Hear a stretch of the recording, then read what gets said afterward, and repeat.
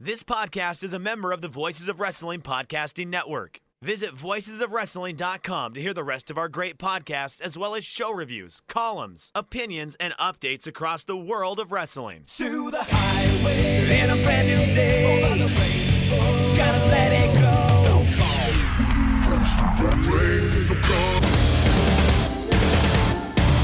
fast to finger down. Dance tonight together. Hear everyone singing.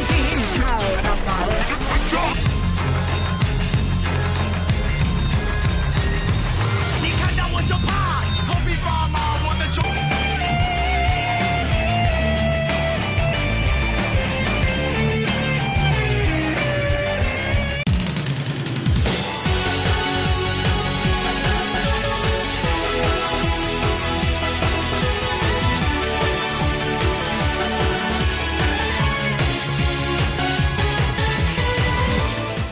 Welcome back to Open the Voice Gate for August 2nd, 2022. We are members of the Voices of Wrestling Podcast Network. You can find us on the Voices of Wrestling podcast feed or our own dedicated podcast feed on all podcast platforms and applications. You can follow us on Twitter at Open Voice Gate. If you would like to donate to the show, click the link in the show notes. It'll take you to our redcircle.com landing site. You just click the boxes to sponsor this podcast. You can set up a one-time or recurring donation. No obligation whatsoever, but we would like to thank all of our previous donors. I'm one of your hosts. It's your old pal, Iron Mike Spears, joined alongside, as always, my friend and co-host, Case Lowe. In Case, Kobe World Weekend 2022 is behind us, but how are you holding up, buddy? I'm doing okay. It was a very busy weekend for me, but any Kobe World Weekend is a good weekend. 7 years of me reviewing Kobe World for voicesofwrestling.com, which is strange to think about. This was one of the more eventful Kobe Worlds I think that I've reviewed when you look at the weekend as a whole, and there is a whole lot to discuss today. Yeah, and I think that's just that there's just no better way to segue into it. We're going to be talking all about Ultimo Dragon's 35th anniversary celebration and Kobe Pro Wrestling Festival 2022, both sides of the Kobe World Weekend doubleheader. And it's something that just off the top, this in a lot of ways felt different than other Kobe Worlds, whereas last year it did not necessarily feel like it was different, even though there was 2 nights. This time, it really felt that way. Yeah, I became gravely concerned when I saw the card for the second night, the official Kobe World, with the first night being Ultimo's 35th anniversary show. You know, on paper, I really liked the Ultimo show. I watched that show live, in the wee hours of the morning, and I've got some thoughts on that show and where it delivered and where it didn't. And then seeing the announced card for what ended up being Kobe World, it really hit me okay, the roster's thinned. They're out of ideas for certain guys. They are feeling the pressure of having to do 2 nights in Kobe. And I hope, I hope by next year that things are back to air quotes normal and they're able to pack that building and these fans are able to make noise. But even if they're not, I would really prefer it being 1 night, because I think last year they got lucky being in the Dreamgate situation they were in, where they were able to have some really interesting Dreamgate matches. Even if we didn't like the way they got to them, the roster was deep enough to do some pretty cool things with the Twin Gate belts. And you had the retirement of Masato Yoshino, which justified that second show. And this year, given the attendance, given the issues that we had in the build up to the show, I think this was a rare, notable business and creative failure for Dragongate, and having Kobe World be 2 nights really exposed those issues. Yeah, it's something that, talking about the second night of Kobe World, when they announced the card for it, you look at the card and virtually everything that was of value was decided by the time that the main event already hit the ring the night before. So you look at the rest of the stuff they put on the card here, and it's a good thing they had the skateboard family in their back pocket, because if they did not have that skateboard family in the back pocket, you really had nothing on this night 2 undercard. And it's something that, business-wise, I know, Case, you wanted to get into it. It's something where I think everyone was expecting this to be down from last year. I forget what number privately I was thinking about for it, but they managed to I 4,500 was a number that was like 2 nights. If that's what it ends up being, that's not good, but that's something that's just not an outright disaster. And ended up, Case, what was the combined attendance for the 2 nights? Oh boy, the combined attendance, that is going to require me to pull out my calculator real fast because I just had the two numbers together. But if I vamp just long enough, I can get you that answer. Just under 4,500. Yes, so 4,430 combined for the two shows. So I think I said 4,500 was the number, basically, and they were just under that. And when you compare that to last year with the Speedstar final, big drop off, and you even compare it to like the halved capacity one that they had in November. Case, I feel like it's something that kind of shows a story about the care that they put into the. Yeah, so the individual numbers, the Ultimo 35th anniversary show did a mere 1,915 fans on the 30th. Kobe World 2022 did 2,515.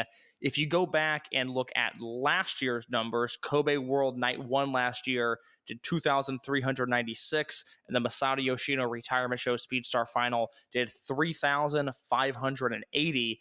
And like Mike said, if you go back to November of 2020, that odd Kobe World at the end of quarter 4, basically, that did 2,386. And that was one of the early big pandemic shows. I mean, they had been on the road since July at that point, so they would have done a Dangerous Gate, a Gate of Destiny 2 weeks earlier, and then that Kobe World, but the restrictions were different. And with Eita and Skywalker in the main event, they were still able to do 2,386 fans. So this year's Ultimo show doing below 2,000, and then Kobe World Official 2022 doing just over 2,500. That is a rough business weekend for Dragongate. And I think there's a couple of ways to kind of take this. I think first and foremost, I as we said up top, it's really showed like that they had something during Speedstar Final, and maybe I think that there is, and it's something that at least like been able to infer with talking to people. I think there is a big disparity in the importance that Dragongate puts in Ultimo Dragon and how the fan base views Ultimo Dragon, because I do not think Ultimo Dragon's 35th anniversary show as a show draw and conceit succeeded at all. I think it was an outright failure with that number. Yeah, I would have to agree with that. And that's only interesting to me because of how hot the first Toryumon reunion show felt. And I think if you would have pitched the idea to me, let's say in January, of let's do a 35th Ultimo anniversary show, let's bring in Santo and let's have a Dreamgate match that feels hot, which I think Yoshioka versus Kai did. Yoshioka versus Minoura was another story. I would have probably given that the thumbs up, and to see it not only bomb, but bomb as badly as it did was a little surprising to me. Yeah, and it's something that you brought up, the Korkin and the Toryumon reunion shows, Case, and it's not going to surprise you that these Toryumon reunion shows, with the exception of the Kness retirement, that was the best drawing Korkin Dragongate had in the COVID era. But it's something that's like, okay, it worked here. Why didn't it work for Ultimo? Well, you're celebrating Toryumon versus celebrating one person. And Jay said it on air, and I've been banging this drum. I do not believe that Hio Del Santo was worth the ticket. I think that it's a nice moment, but there was no business sense whatsoever to do that. And when you look at how everything panned out, like, how could the show draw more than this? I don't think that they set themselves up to succeed, as we've been tackling this for the last month, Gabe. I would completely agree with that. I don't really have anything else to add. I'm a little surprised it did as poorly as it did. I didn't expect it to kill it by any means, but to do under 2,000, I think, is a real big red flag. And it's one of the few instances where we've seen Ultimo in a featured position since his return 3 years ago, which, by the way, 3 years of Ultimo and Dragongate, that is crazy to think about. But I think, I was very concerned when Ultimo came in that we were going to get a lot of him in main events. He was going to be beating young guys. He was essentially going to be doing the Muto, and that didn't happen. And we see him in a rare spot where he's a featured player, and it did not work out. So they've played their cards right up until this point when they messed up. And I would argue, and this is something that's like, we don't need to go down this road right now. I would argue that a lot of people that like look at booking things and are saying, "Oh, that's an Asawa thing. Oh, it's an Asawa trait." I see a lot more similarity with this with like late 2003 Toryumon than I do with whatever Nosawa has promoted. Like it's ultimately. This is what I've been saying. I mean, there is potential with people that cover Dragongate on the surface level, and we'll know, Thursday and Friday of this week, to really expose themselves as being absolutely lost when it comes to covering this company. And I don't say that in a pretentious way by any means. I say that out of frustration over the last 2 or 3 months with the misinformation that is poured out of respectable sources, because this has been my point for most of this year, is these Korakuen Hall shows in particular feel like vintage Toryumon shows. I said that, oddly enough, the weekend of King of Gate and Toryumon Reunion Volume 2, where I spoke on, the King of Gate show was full of angles and sub 10-minute matches, and it felt like exactly what you were saying. It felt like social dance era. Magnum Tokyo was the top guy. 2003 Toryumon. That has been the vibe for most of this year. And on the Venn diagram of 2003 Toryumon and Nozawa's booking traits, there's certainly some middle ground there. But yes, this has been my point all along, was a lot of what has happened this year is actually more so from the Ultimo school of booking than it is the Nozawa school of booking. So it's going to be fun to see who fails that test on Thursday and Friday, won't it? I'm dreading it. It's not going to... I say fun with all the eye rolling and also knowing that I'm going to be out of town so I can miss some of it. So I think it's going to be bad. I think the... whenever the Observer comes out, I do the Command F and I go straight to the Dragongate section. That's always been my go-to, even before they were just wildly printing misinformation about Dragongate. But lately it's been, I spend my Friday mornings getting angry at doing that activity, and I expect myself to be very angry this week when I open up the Observer. So let's talk about something that maybe won't get you as angry, Case. The big story coming out of Kobe World Weekend, of course, was the situation with the Open the Dreamgate title. Kai walked in Kobe World Memorial Hall as the Open the Dreamgate champion, and 2 title matches potentially up in front of him if he were to escape Kobe as champion. That didn't happen. Instead, the only acceptable outcome, not just from like a fan standpoint, from a booking standpoint, the only thing that should have happened. Yuki Yoshioka defeats Kai on night 1, defeats him on the Ultimo 35th anniversary show for Frog Splash, and then follows it up the next night with defeating Kota Minoura again, making his V1 less than 24 hours later. He wrestled basically 50 minutes of Dreamgate matches within a 24-hour period. But Yuki Yoshioka now is the unquestioned top dog in Dragongate. Yuki Yoshioka did what he could control. He hit that stuff out of the ballpark. There's a lot of uncontrollables in wrestling. He couldn't control the build of this match. He couldn't control the way that Kota Minoura has been presented. He couldn't control what Kai had done up to this point in his Dreamgate run. But what Yoshioka could control was not only giving maximum effort in both of these Dreamgate matches, but crushing it along the way. And I think he did just that. If there was a positive to come out of this weekend from a creative and a business sense, it is that Yuki Yoshioka left this weekend, like you said, looking like the top dog in Dragongate. And I don't think there's any questions about that going forward. When you look at the lineage of Dreamgate champions, I think he is the most complete babyface Dreamgate champion we've had since 2016 Yamato. You go through the list of guys in between that run where Yamato won the title at World 2016 and now, and you look at the baby faces there, Masaki Mochizuki, as good as he was during that run, post-prime run, isn't the kind of guy we're talking about. Masato Yoshino in 2018, same story. Ben K in 2019, Shun Skywalker in 2020.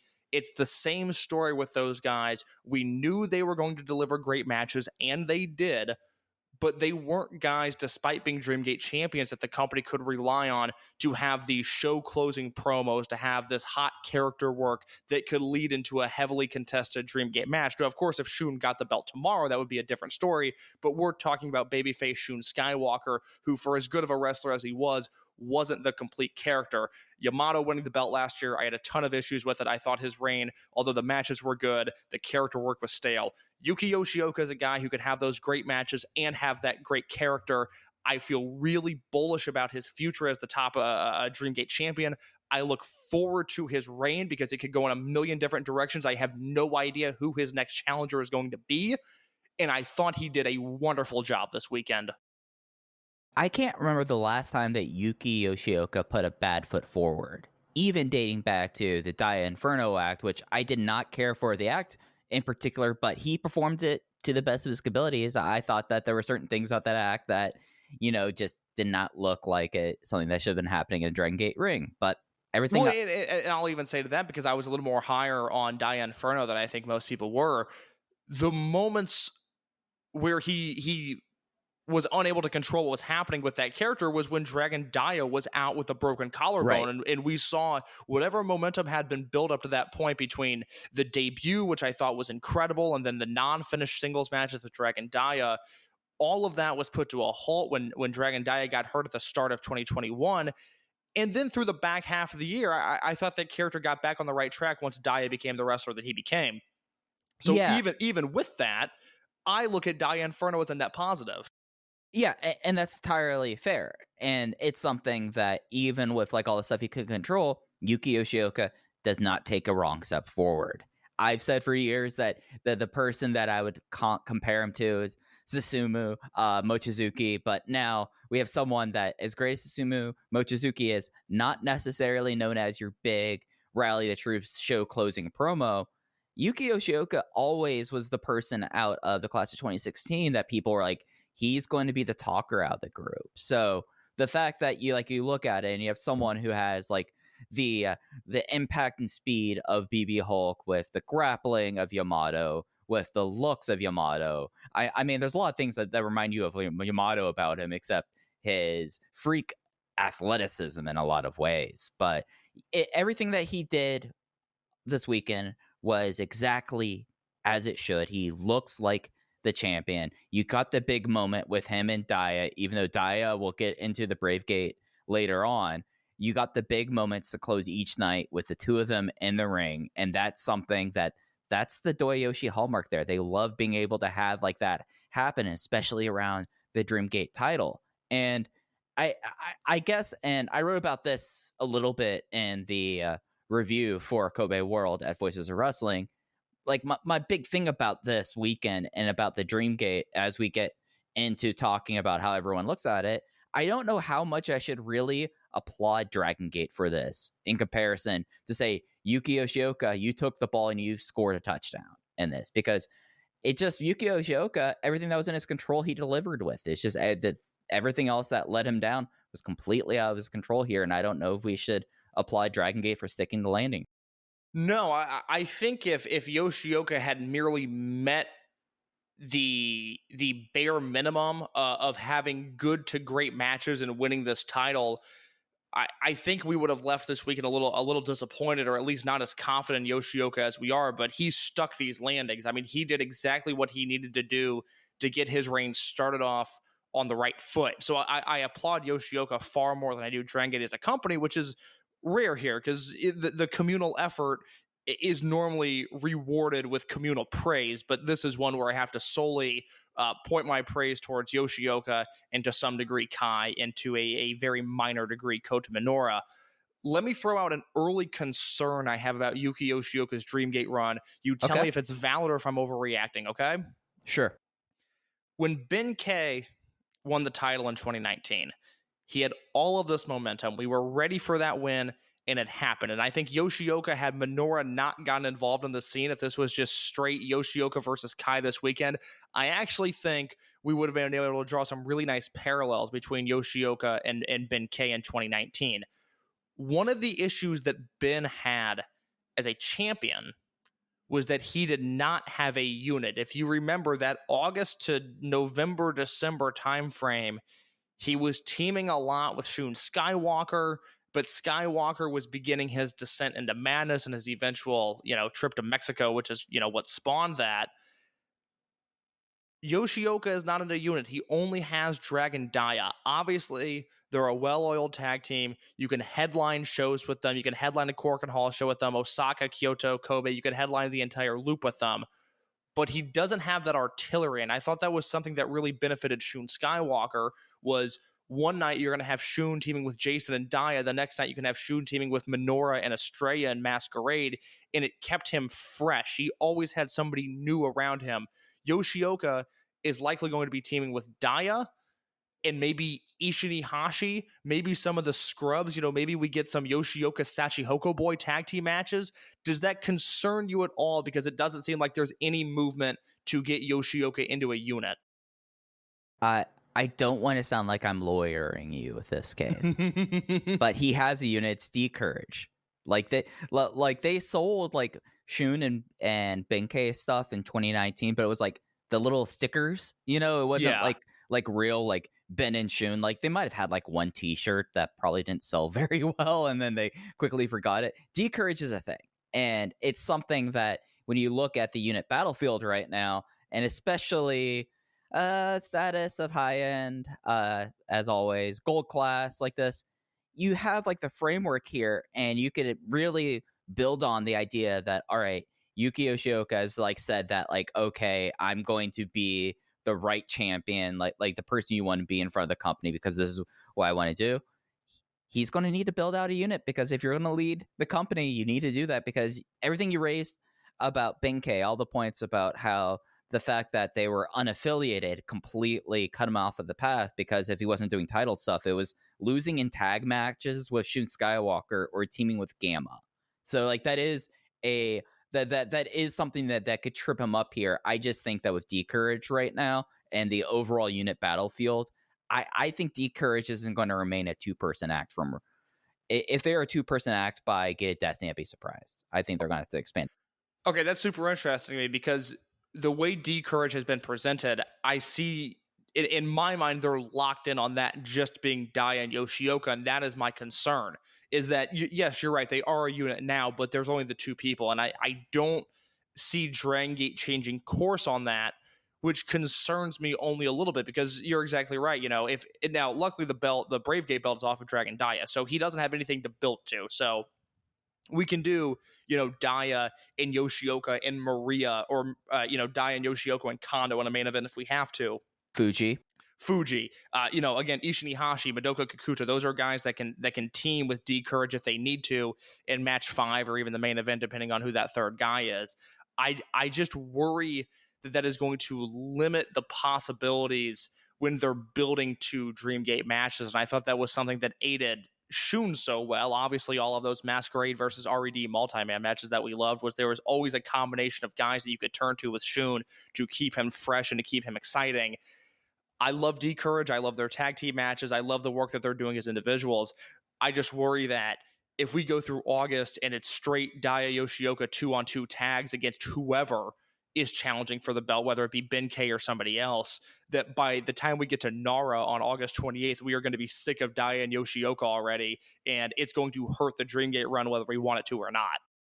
Yeah, because it changes things. Like when it was just Dia as Bravegate champion, like they still kept Yuki Yoshioka strong because they had the plans that he was going to, like anyone who, again, talking about reporting, Yuki Yoshioka was booked insanely strong and protected all year long since revealing himself as himself, basically. Yes, so, not to cut you off, but this is something that has been, maybe we shouldn't waste time on this, but this has always been a thing with certain people who claim to have Dragongate scoops is, they got Yoshioka winning King of Gate right. I'm sorry, that didn't take a fucking rocket scientist to predict that Yuki Yoshioka was going to win King of Gate. It was, in my mind, either going to be KZ or Minoura. In your mind, it was Eita, or it was going to be Yoshioka. That doesn't deserve the credit. You don't deserve credit for predicting that in the way that some people have lauded that on other people. But I digress. No, but it's something that you look at how the pairing is. Like they were able to, maybe they learned from Ben and Shun in a way, about having like, okay, this is like a set group, like the two of them, like they're going to have a name, they have colors, they have t-shirts, like maybe that helps out that, but it is something that could very easily trip him up there. Like that is, if there's like one worry coming out of Kobe World Weekend, it is the fact that D-Courage right now is a 2-person unit. Maybe things change relatively quickly. I think that they will, personally. I think there's a lot of stuff coming out of Kobe World, both in the ring and outside of the ring, that will necessitate some changes that I think that D-Courage will end up being fine. But you're right. They do have a cautionary tale in recent history, too. I just worry that if it stays a 2-person unit, and let's say, for the sake of example, we're building to Yoshioka versus Ben K for the Dreamgate belt at Dangerous Gate.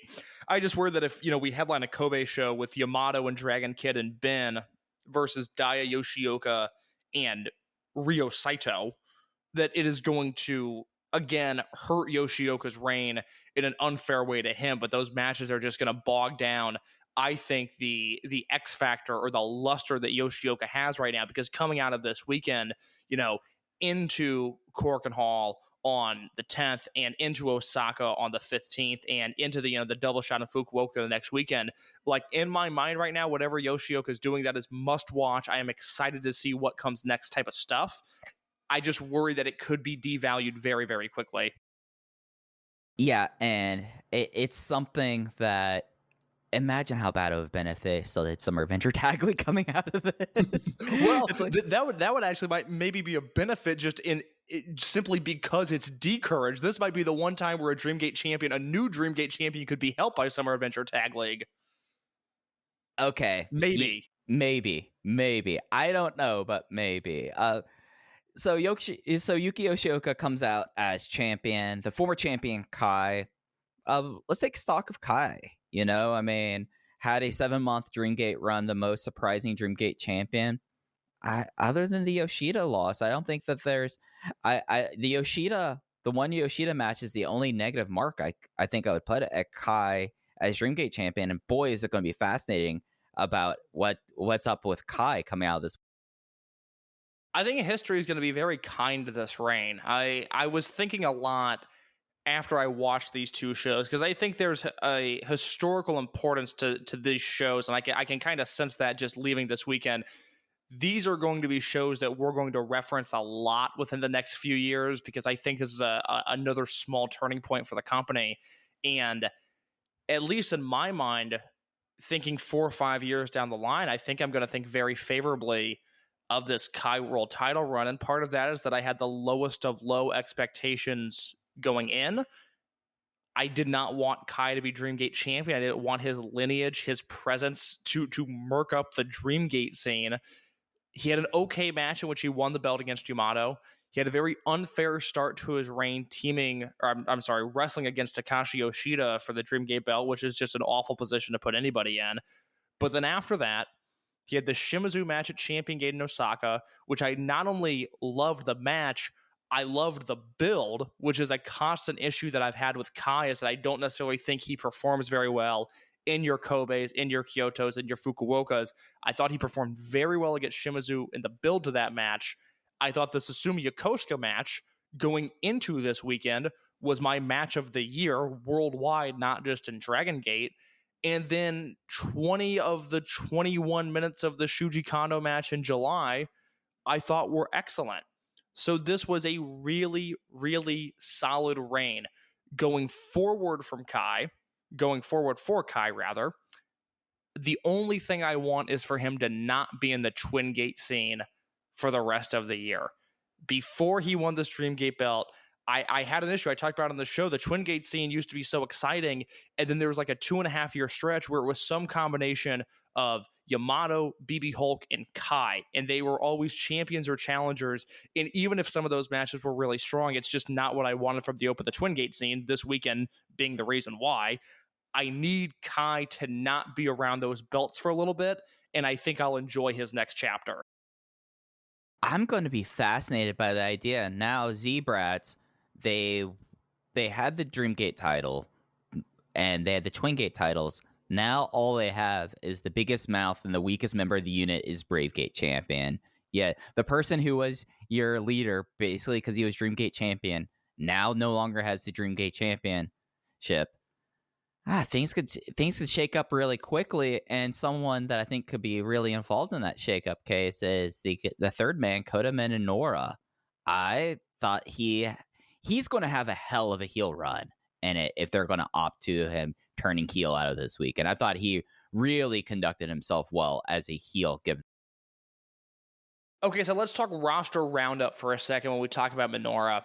Obviously, he lost Kaito Ishida. He is gone from the company. I would expect, and I'm not reporting this, I would just expect Keisuke Okuda's roster page to be gone maybe by the time most people hear this. There's a lot of rumblings that Okuda could be gone at any moment. He was not included in any of the wrestler-specific unit merchandise that was sold over Kobe World Weekend. They did like high unit keychains that were Yamato, Dragon Kid, Benkei, and Kagatora. So mentally prepare yourselves for no more Okuda. Again, that is just my gut instinct, as by the time most of you hear this, he'll be gone from the roster page. And if not, then certainly before Korakuen Hall. So you're left with a depleted high end. You're left with Gold Class with 3 guys, 2 of which are a pair, one of which is Naruki Doi, who can kind of do anything he wants because he's that level of over when he's not around Kota Minoura. And then you have Z-Brats, who have Kai as their leader without the Dreamgate Championship. You have SB Kento, who's going to America, which we'll talk about later.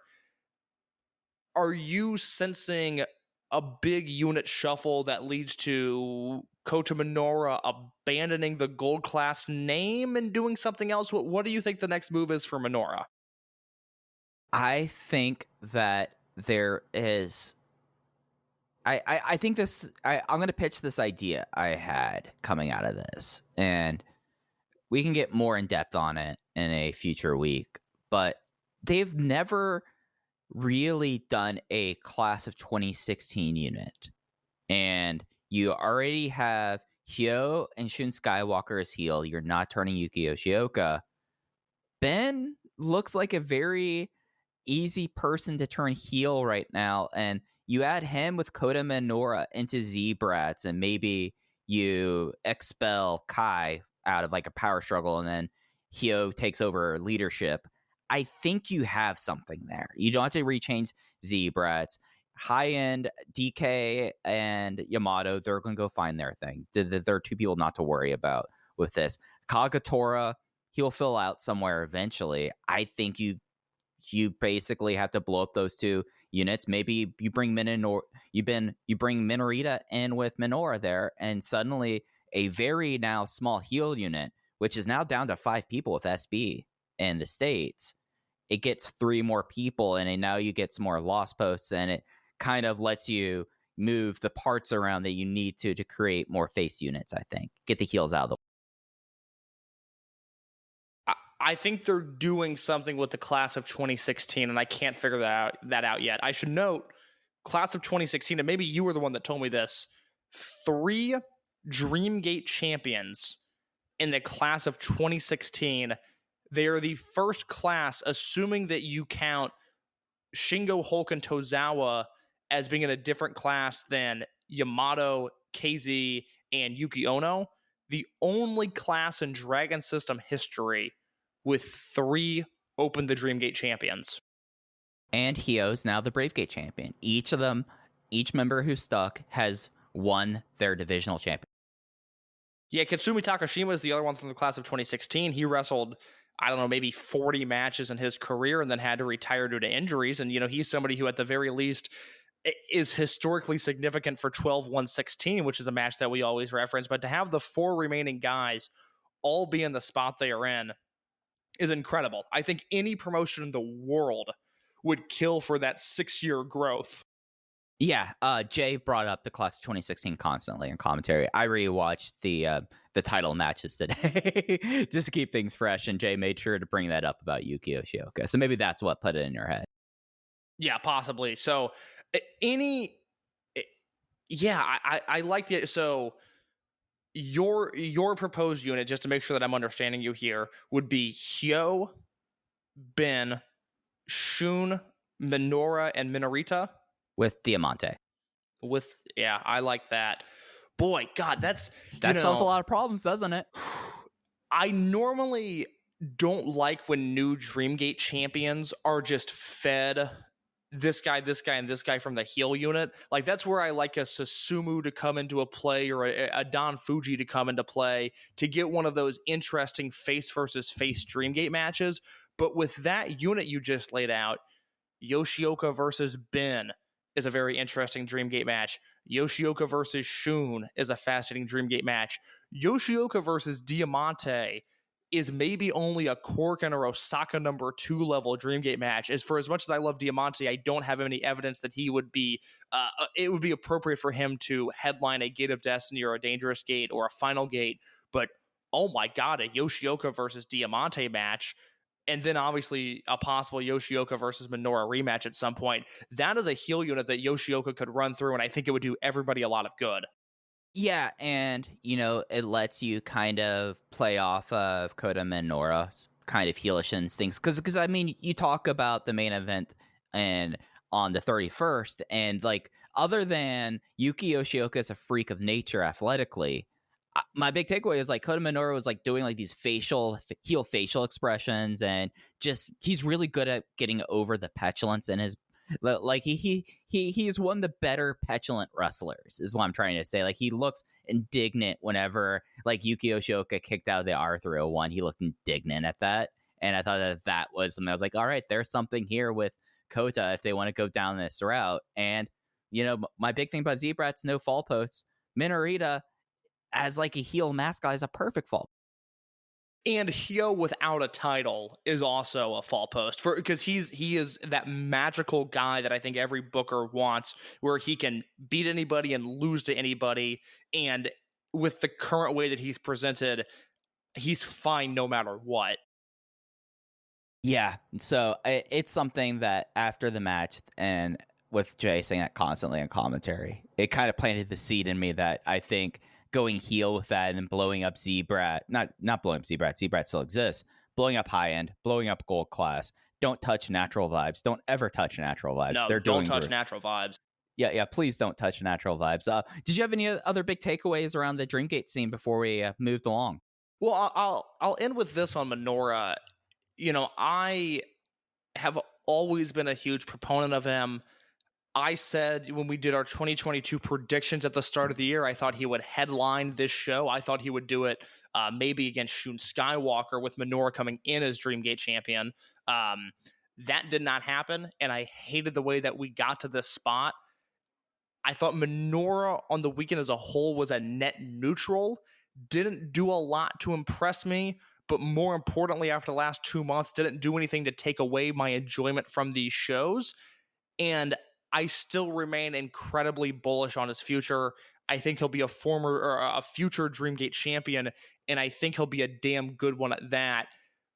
But we have seen in record time, in a little less than 6 months, the potential of what Gold Class could have been has been torpedoed into the ground, and I think it's going to help everyone on the roster if this unit is abandoned sooner rather than later. But long term, I'm not worried about Kota Minoura. I still think he's going to be a guy. I still think he's incredibly talented. I just think they did irreparable damage for his unit and for him and for the Dreamgate belt getting to this spot. Yeah, no, and I think the easiest way to do this is have the Minorita and Minoura turn on Doi immediately at Korakuen on the 10th. Just rip the Band-Aid off at this point. It's completely different than high end, because high end can functionally have matches. I mean, not to belabor a point case, but the undercard match with Aganiso versus Doi and Minorita was like the most awkward thing possible for me during this card, watching this thing, because it just like had everything on display about why Gold Class can't exist anymore. Yeah, I'm really excited for this August 10th Korakuen, which obviously we'll talk about next week. It'll be a week from when most of you are listening to this, and that's probably one of those shows, not to do an on-air production meeting, but it's probably smart for us to wait and record later in the week, because I think that's going to be a very newsworthy show, and you're exactly right. I hope that either Minoura and Minorita kick this old man out of their unit as soon as possible, or it might be fun because it's Doi. In a strange way, maybe Doi's the one that stays heel and Minoura and Minoura are able to get some sympathy. But I think Minoura, over the last few months, has proven that he has to be a heel for a little while longer. Yeah, no, I'm totally with you on that. Port for Open the Voice Gate is brought to you by HelloFresh. With HelloFresh, you get farm fresh, pre-portioned ingredients and seasonal recipes delivered right to your doorstep. Skip trips to the grocery store and count on HelloFresh to make home cooking easy, fun, and affordable. That's why it's America's number one meal kit. And let me talk to you about the convenience case, because we had 2 big 4.5-hour long shows to watch this weekend and cover. The fact that you can have quick and easy recipes with 20-minute meals and low prep and low cleanup. I hate having to clean up in the kitchen after I'm done, especially like dicing onions. I hate doing that. But with HelloFresh, they make it even faster to put a route from your kitchen to the kitchen table around your packed schedule, just like a Kobe World Weekend case. Summer's winding down, and I need to make the most of every moment because we're already in August, and that is sick to my stomach. But the great news is I can maximize my time sitting at home watching Japanese wrestling because I can skip trips to the grocery store with HelloFresh. I'm looking at 2 meals on this HelloFresh menu guide, Mike, that are speaking my language. The lemony spaghetti with Brussels sprouts, and then right beneath it, the sweet heat shrimp tempura bowl. Those are right up my alley. Those are things that I am going to devour with my next HelloFresh box because I don't need to go to the grocery store. I can gear up for a busy fall season with 55 plus weekly options, and I can take the stress out of meal planning and prepping. I have enough going on in my life. I don't need an Excel spreadsheet of what I'm going to eat and when. I just rely on that HelloFresh box to come to my apartment, and I can do the rest. So this all sounds good to you, I bet, at this time. So what you do to take advantage of HelloFresh and their fantastic offer that they are giving us this week, it is 16 free meals across 7 boxes and 3 free gifts. You go to HelloFresh.com/VOW16 and use that VOW16 promo code for those 16 free meals across 7 boxes and 3 free gifts. That is VOW16 at HelloFresh.com/VOW16. HelloFresh, America's number one meal kit. All right, Case, should we talk about the Dragongate next because it had 2 matches across 2 nights, or should we talk about... Let's talk about the Twin Gate now. I think that's why most people are here, and I think they'd like to hear our thoughts on it. So on night 1, the Ultimo Dragon 35th anniversary show, we had the Open the Twin Gate Championship match between the reigning champions from Z-Brats, Shun Skywalker and Diamante, versus the challenger team from the Kobe Kung Fu Fighters, or Kung Fu Masters. My apologies. I should get them right. Their name right, because they're the new Open the Twin Gate champions as Jackie Funky Kamei and Jason Lee defeated the Z-Brats team when Jackie Funky Kamei hit the Project A top rope Casadora driver in 18 minutes and 22 seconds. And what I have, Case, as one of the top 2 matches in Kobe World. This is one of the best matches in Dragongate history, and in a vacuum, I think it's great.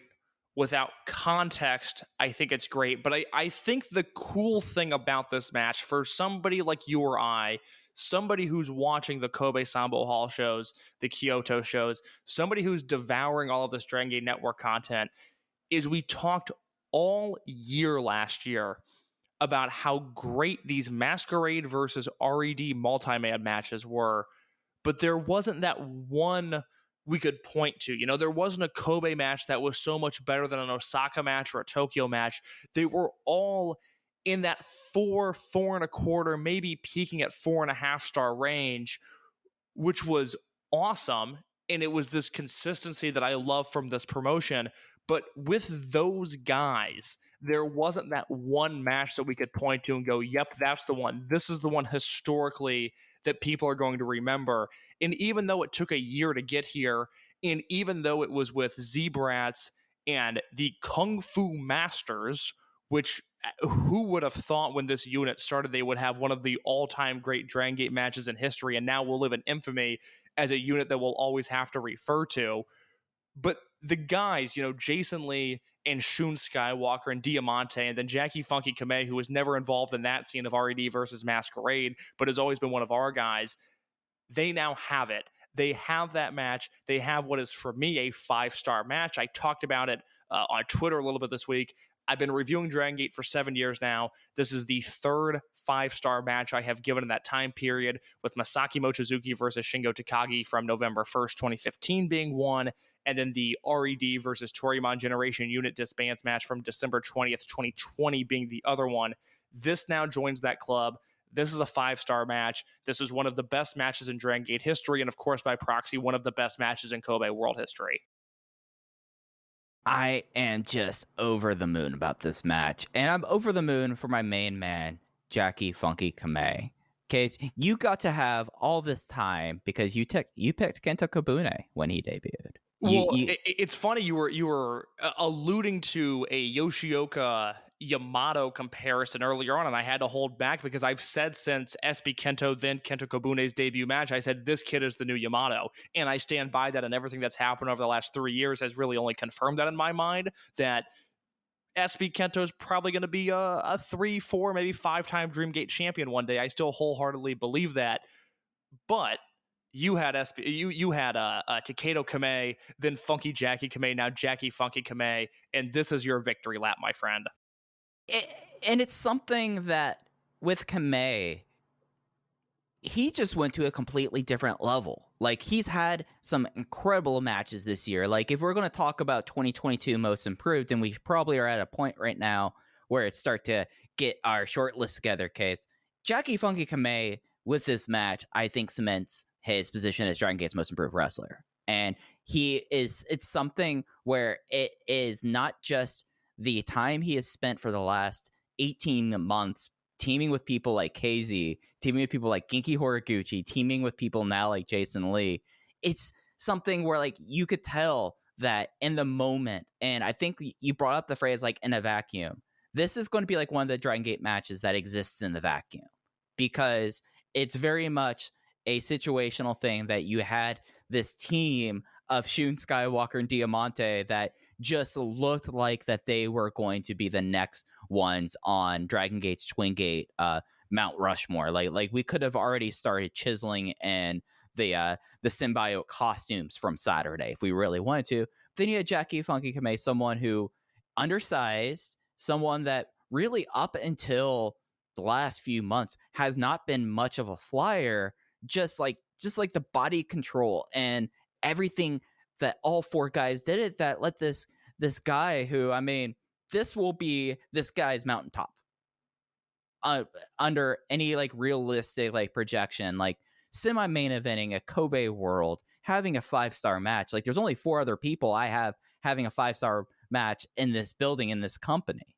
And now he adds himself to that list, and you like look at the road that's ahead of him, and you look at like the path, and it just reminds you of like the people that came before him, like your Akira Tozawas, who were able to kind of summon in with like a certain level of crowd connection. And I think that's what JFK has coming out of this. I think we witness in a vacuum a guy being a made man in one match. It's probably, and it's funny that we've spent so long comparing Kamei to being the future Genki Horiguchi. Kamei did in one match what Horiguchi did in one night with El Numero Uno 2003. It almost feels like that level of growth in terms of star power in one night. Do you think that's a fair comparison? That's exactly what the thing I was going to bring up. No, you're dead on about that, case. I'm so happy for these guys, because I came on this podcast and I said my expectations for this match are messed up and they're not fair. I said if this match was a 4.5-star match, it would be disappointing. And I meant that, because I knew these guys had this match in them. I'm not surprised in any way, shape, or form that this match is as good as it was. I'm amazed that they had it. I'm delighted that it lived up to my 5-star expectations, but they did just that. It's one of these matches where, you know, you talk about Shun and Diamante, who we should throw our roses at, because when they are together, they are probably the closest thing Dragongate has had to the Road Warriors. And then you throw them against this scrappy underdog team and Jason Lee and Jackie Funky Kamei. You've always said your piece on Kamei. I've always agreed with you there. Jason Lee, I have been proud to wave that flag. I've said since last year, there's not a better junior heavyweight in Japan, and this is why. Because you look at what Jason did in this match. Normally, he's the guy fighting from underneath.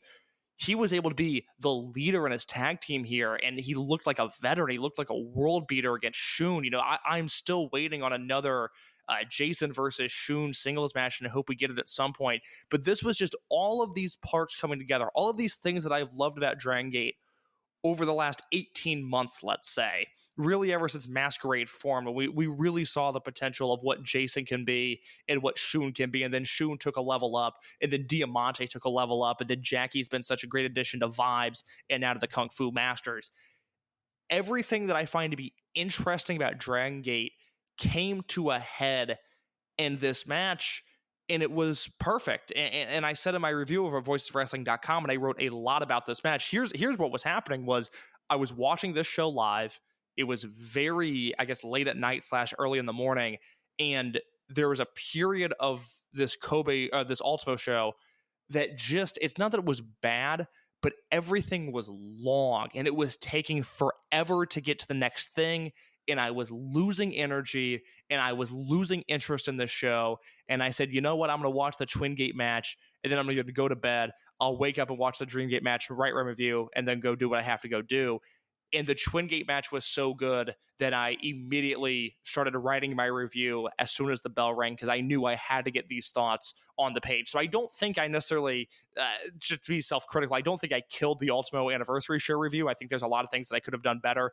I'm very happy with my writing on the Twingate match specifically because it was written with such a feverish passion for what these guys did. And I said in there, I think it's very fitting that this match was brought to a head with Kamei using the Torbolino, which was the move that Masato Yoshino gifted him, because there was so much innovation in this match. There were so many things done that I had never seen done before that I don't think can be duplicated. I think they have to have this combination of guys in the ring to do what they did. They really, I think, took tag team wrestling a step forward in this match, and they did it in the Masato Yoshino way. I told the story last year before Yoshino retired. Masato Yoshino teamed with Mike Seidel on an opening tag match on a house show in front of a few hundred fans. And Mike Seidel was in the wrong place at the wrong time, and he made a mistake in this match, and it was okay because they're professionals and they got through it and nobody noticed. And Masato Yoshino confronted Mike Seidel backstage after that match, and he said, "You fucked up. And I know you fucked up. Watch me wrestle. I don't fuck up." And it is amazing that Kamei took Masato Yoshino's moves and he took that ideology and they wrestled this match perfectly. There's not a thing I would change. There is not a blemish in sight. This was a perfect tag team wrestling match. It's 5 stars. It's my match of the year. If something beats this match for my number 1 spot, we are talking about a transcendent all-time professional wrestling match because I think this was one as well. And it's something that you wrote about 2006 and about 3/31/2006. One of those dates that we just rattle off case off the top of our head in a very, very sick manner. I'd like to say, some psychologists would have a field day with us being able to. I've always said that's the coolest thing you can have as a wrestling match is to be able to say your date and people know what's up. Yeah. 6/3/94, 6/9/95, 3/31/06. For us, 12/1/16. Those are dates that we know, and I think that's really cool.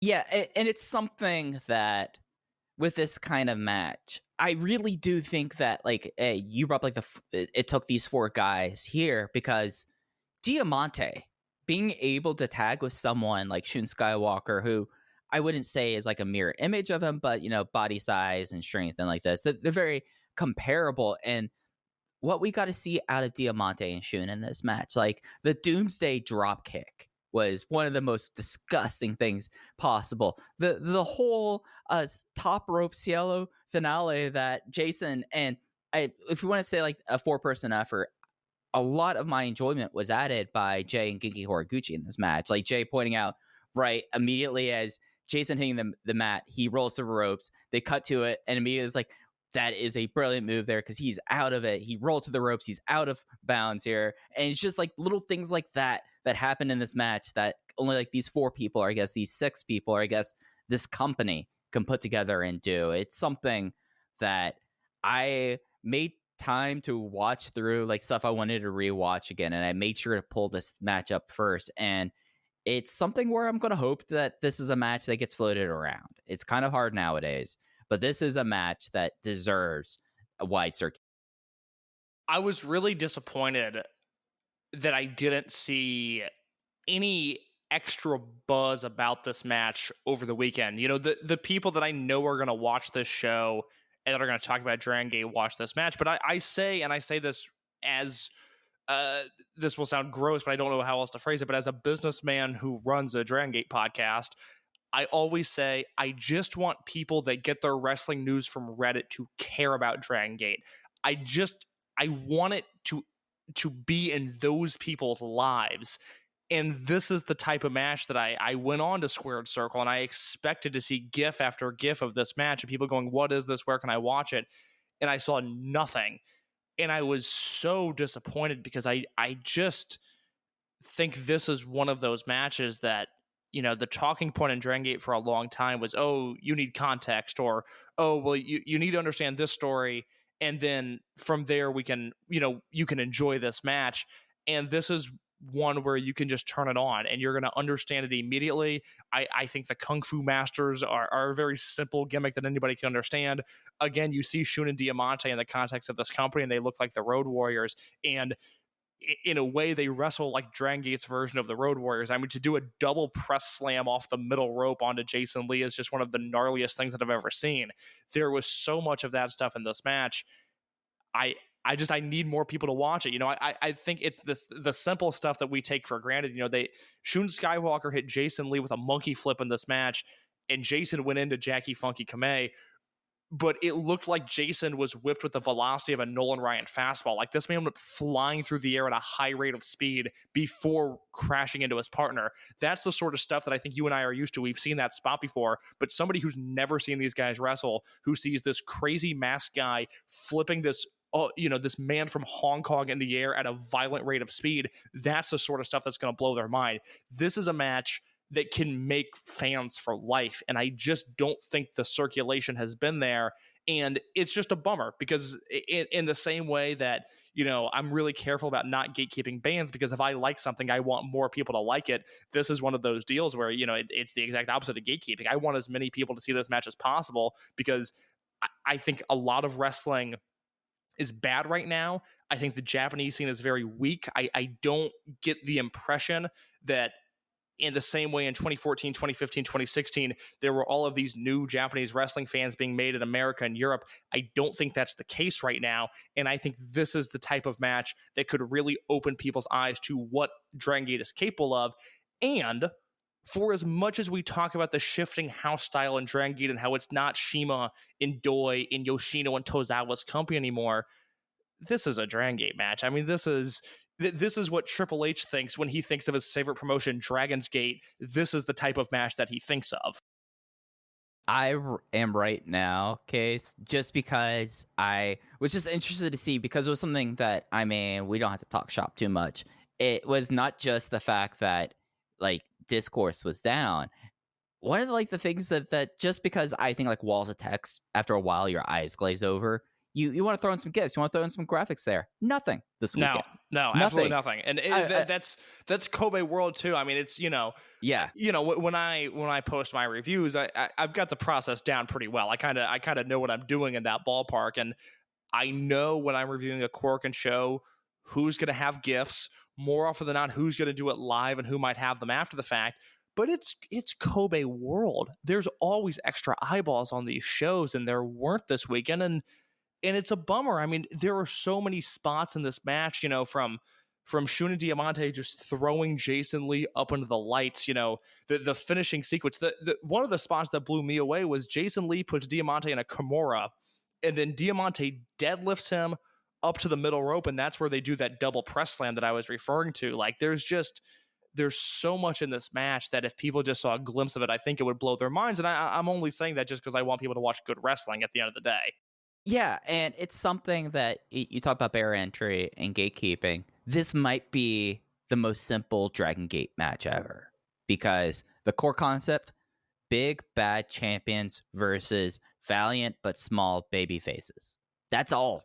Like, that's what the whole story was told. Like, the first 10 minutes of the match was basically Shun and Diamante not even bothering wrestling half a match. They were like, oh, we're going to go straight for the finish because we don't believe that these guys are to our level. Like, basic wrestling 101 right there.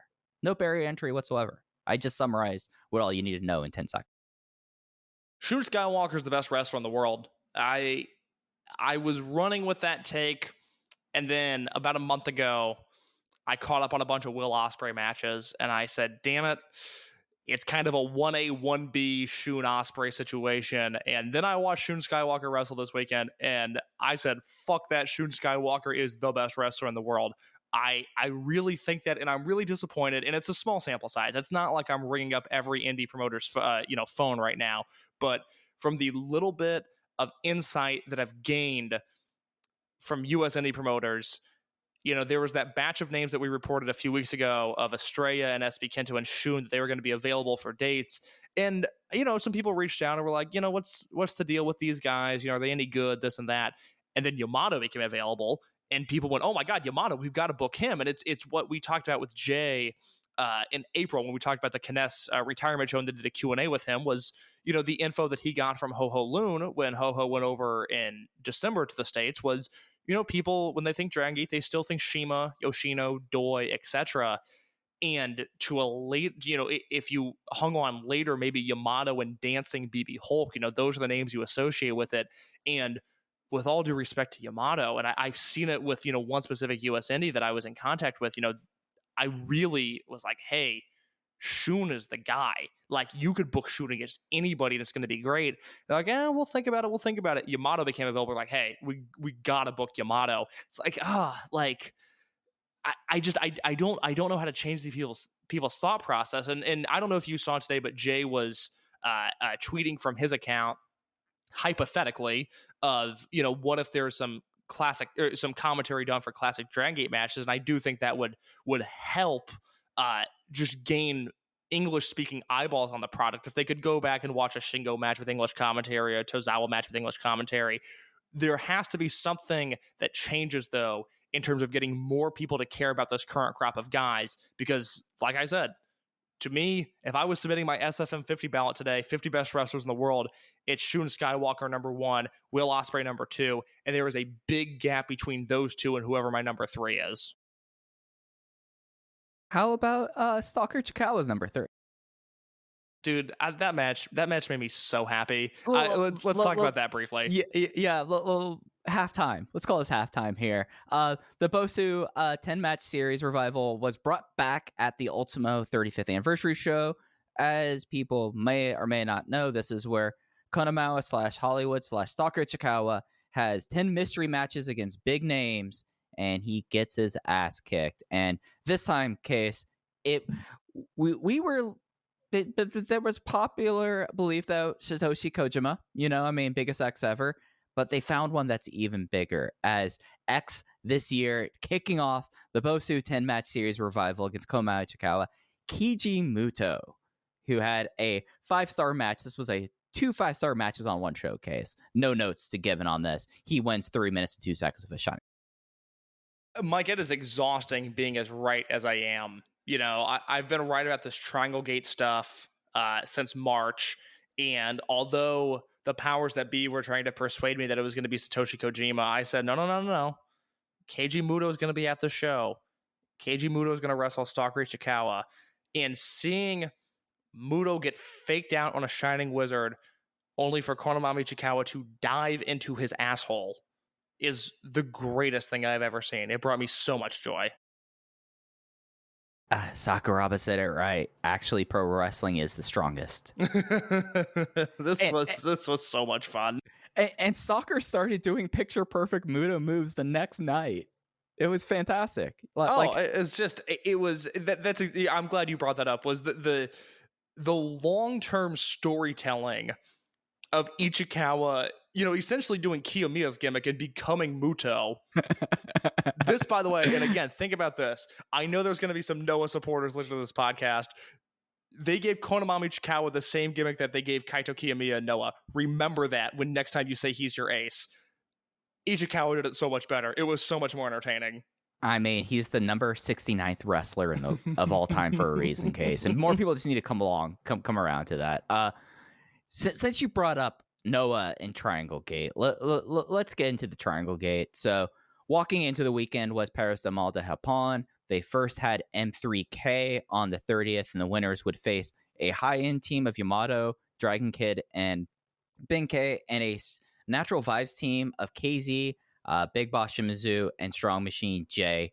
And it was M3K, as we were expecting, defeating Paris de Mal de Japon via countout on night 1. And then they came back and they managed to win night 2. They did not get both falls. Ben got the first fall on Natural Vibes, and then the deciding fall was the World Liner making its once-a-year appearance in Kobe World against Dragon Kid. So M3K walking out of Kobe World weekend as the Triangle Gate champions. And we'll get into what Nosawa is up to now later on. The Open the Triangle Gate Championship has changed hands 9 times this year.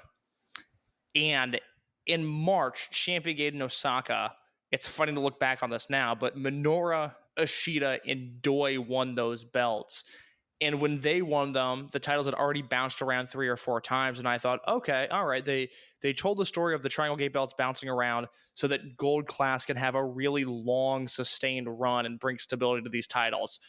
And then Gold Class lost in their first defense. And every unit that has had these titles this year, with the exception of Paros del Mal de Japon, who defended the belts twice, once in June on a Dragon Gate show, on a small Dragon Gate show, and then once in July, right before this show for Pro Wrestling Noah. Those are the only 2 successful defenses this year. Every other team has lost their titles during their first defense this year. And as soon as I saw Gold Class lose, I said, okay, well, they're clearly doing something at Kobe World this year. Whoever comes out of that show with those titles is going to have a long, sustained run. And then God bestowed a gift upon us of Mochizuki Jr. debuting in June. And I said, holy shit, they're going to give Mochizuki Jr. the Triangle Gate belts at Kobe World. And that is exactly what they've done. I said this in the Voices of Wrestling Discord. I believe that in the case of these Triangle Gate belts, I believe the idea that Nozawa has influence while also believing that Nozawa is not booking the company. And I know that because it didn't take a genius to figure out what they're doing with these titles, which was instability until Mochizuki Jr., Masaki Mochizuki, and Susumu Mochizuki provided the stability that these belts needed. They might defend them in Noah.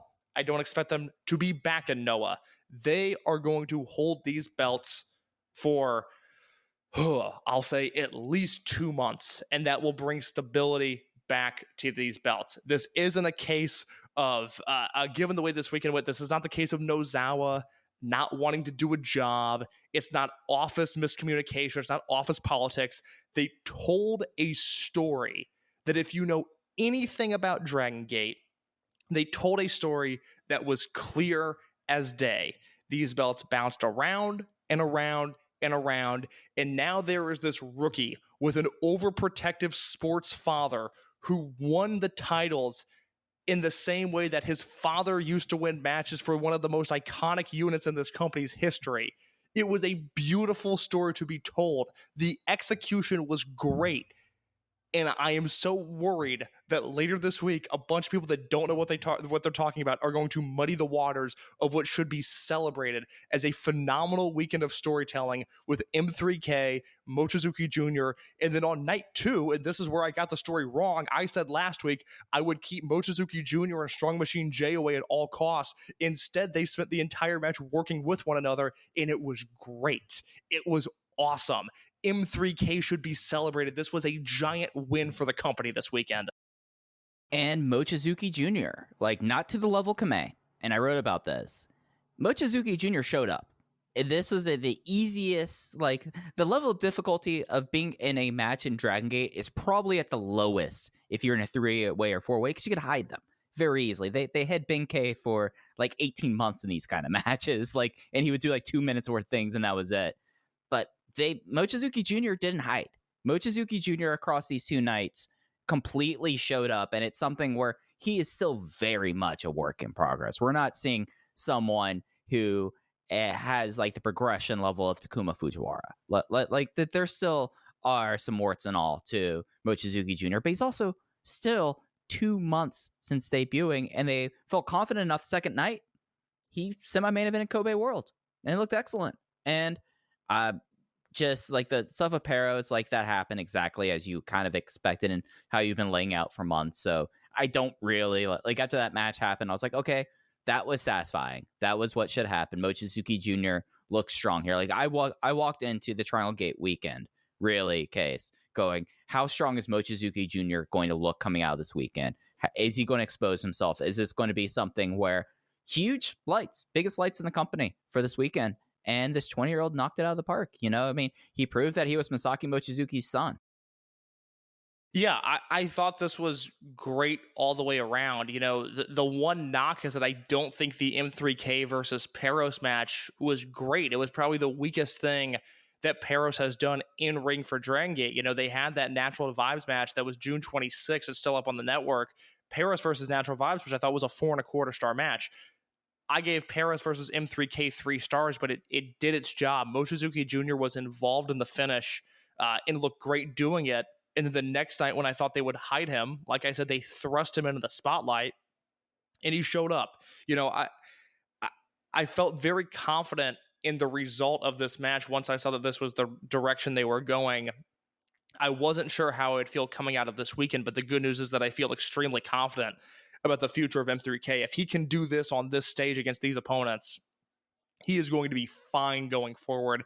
And I'm very excited to see how he progresses. You know, he's got the Korakuen show next week. He's going to have his first ever singles match against Ishin Ihashi, which is a very bold test. You know, if you remember at the end of 2019, when Strong Machine J was first starting to do things away from Strong Machines, they booked him and Ben K in a 20-minute time limit draw singles match at Korakuen, and it died a death. It was a really bad match, and I think it set both guys back.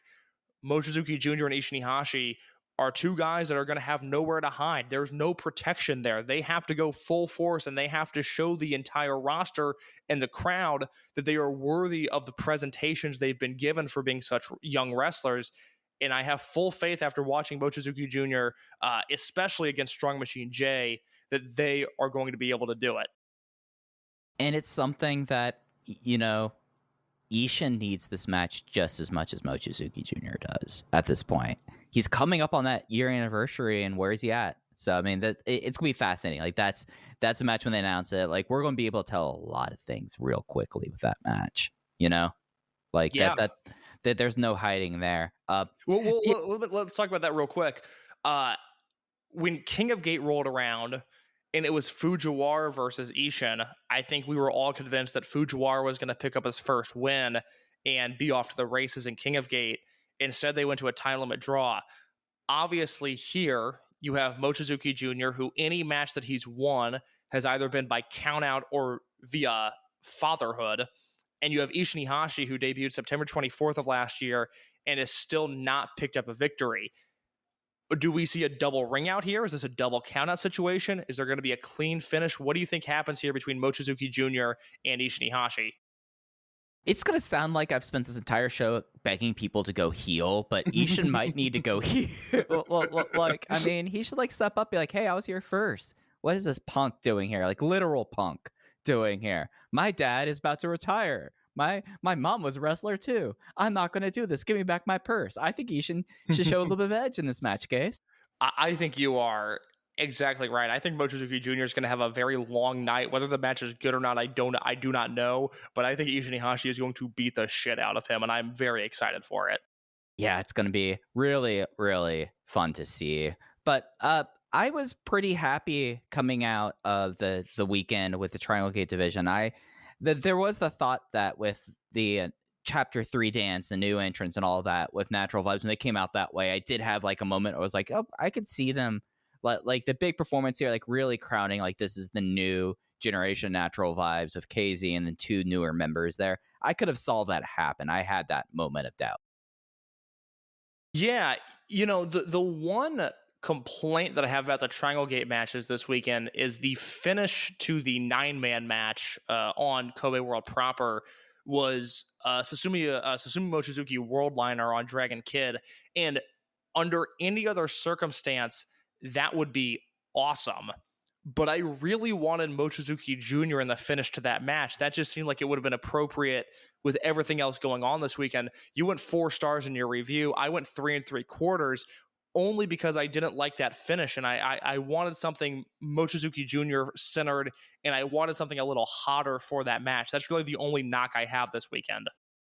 I think that's a pretty fair statement. It was something that he had that sick Fisherman Buster version of the Twister. And I was like, all right, well, he already had the Brazilian kick. So that was a different kick from his dad. And now he has a version of Twister. That looks brutal. That would have been something, but like, oh, wow. They've been hiding this on us too about Mochizuki Jr. that apparently he spikes people. Like, I thought that would have been like the really sick finish. I totally get that. I realized I didn't give my star ratings on the night 1 stuff that we've talked about so far. So I'll just go quick with this real quick case. Dreamgate on the first night, I was 4 1/4, Twin 5. And then the Triangle Gate, I was the Aparos versus M3K. I was 3 1/4. I went 4 stars flat on Minoura versus Yoshioka, which I feel like I should point out. And then, like I said, 3 3/4 on the Triangle Gate match on night 2. The other spot I want to point out there was that amazing strike exchange between Mochizuki Jr. and Big Boss Shimizu, where they're going back and forth. Mochizuki Jr. gets the edge. Shimizu hits the TNA kick, the Savate kick, the rolling middle kick to the gut of Mochizuki Jr., and then when he comes back, Mochizuki Jr. wipes him out with a wheel kick. And that looked so good. That was one of those moments where I sat back and went, oh, man, he really is Masaki Mochizuki's kid, because he's really, really good for being 2 months into his career. Hey, that's something that he is ahead of his dad at. How so? I mean, Buku Dojo Mochi. Oh, God. Okay. Yes. Yeah. Oh, my God. Yeah. Absolutely. No, the 2-month progression of where Mochizuki Jr. is compared to, Mochi, who would have debuted in 94. You compare him to even 96, 97 Masaki Mochizuki, it's a different ballgame.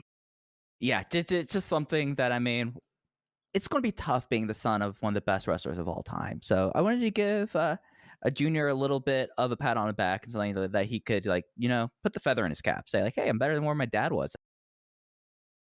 Yoshioka set them up for long-term success this weekend. Shun, Diamante, Jason, and Jackie showed why they're the most interesting things now. And I think Mochizuki Jr. as the future had a very good weekend as well. Absolutely. And that leaves us with the last title to talk about Kobe World Weekend. It was Dragon Dia entering the weekend as the Open the Brave Gate champion. He had a match set up against Hyo on night 1, but there was a Dragon Scramble to decide who would face the winner of that on night 2. It was SBK winning the pre-show Battle Royal on the 30th, and it was Hyo winning the Dreamgate against Dragon Dia, unseating Dia, who's been basically unbeatable. It was with a Black Panther clutch, and he won it with it again the next night against his Bamashiri Bro partner. And we have some other stuff that officially was announced after that, as we reported about this 3 weeks ago.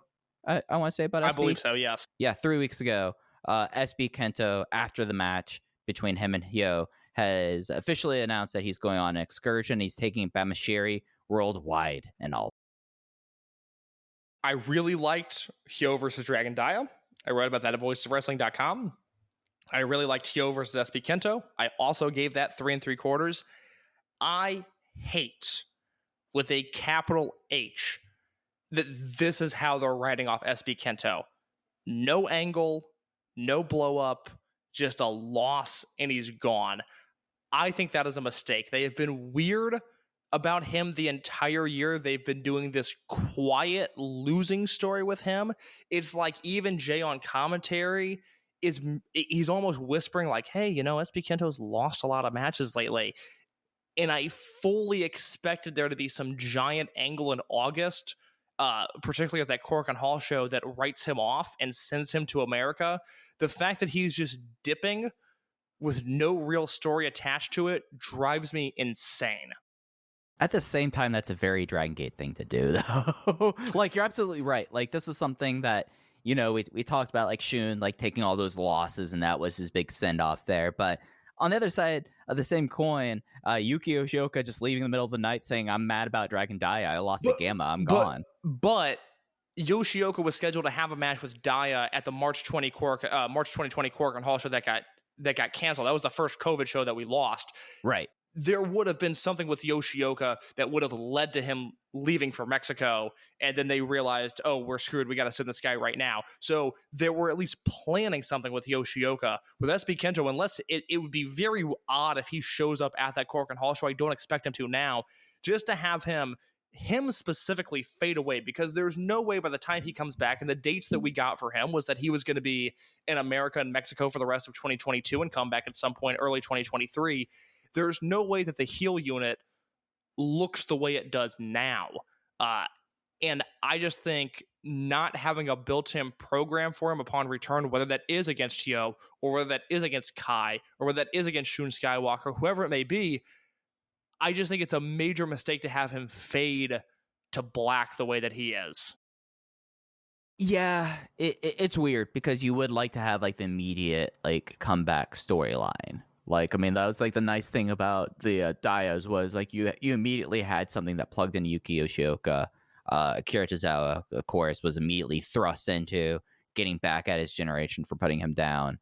It mirrors the Tozawa excursion where, they went to Canada and Shima was like, hey, so get comfy. You're not going to come to Japan for a while.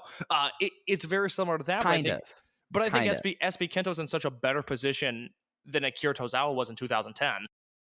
It kind of is, because you're absolutely right. Like, I mean, Tozawa wasn't even a champion of any fashion before he left on excursion. They did have a storyline match that wrote off Tozawa, though. It was him versus Cyber Kong. Loser leaves Kamikaze and is banished to the dark matches, and then he just left. Yeah, but they don't even.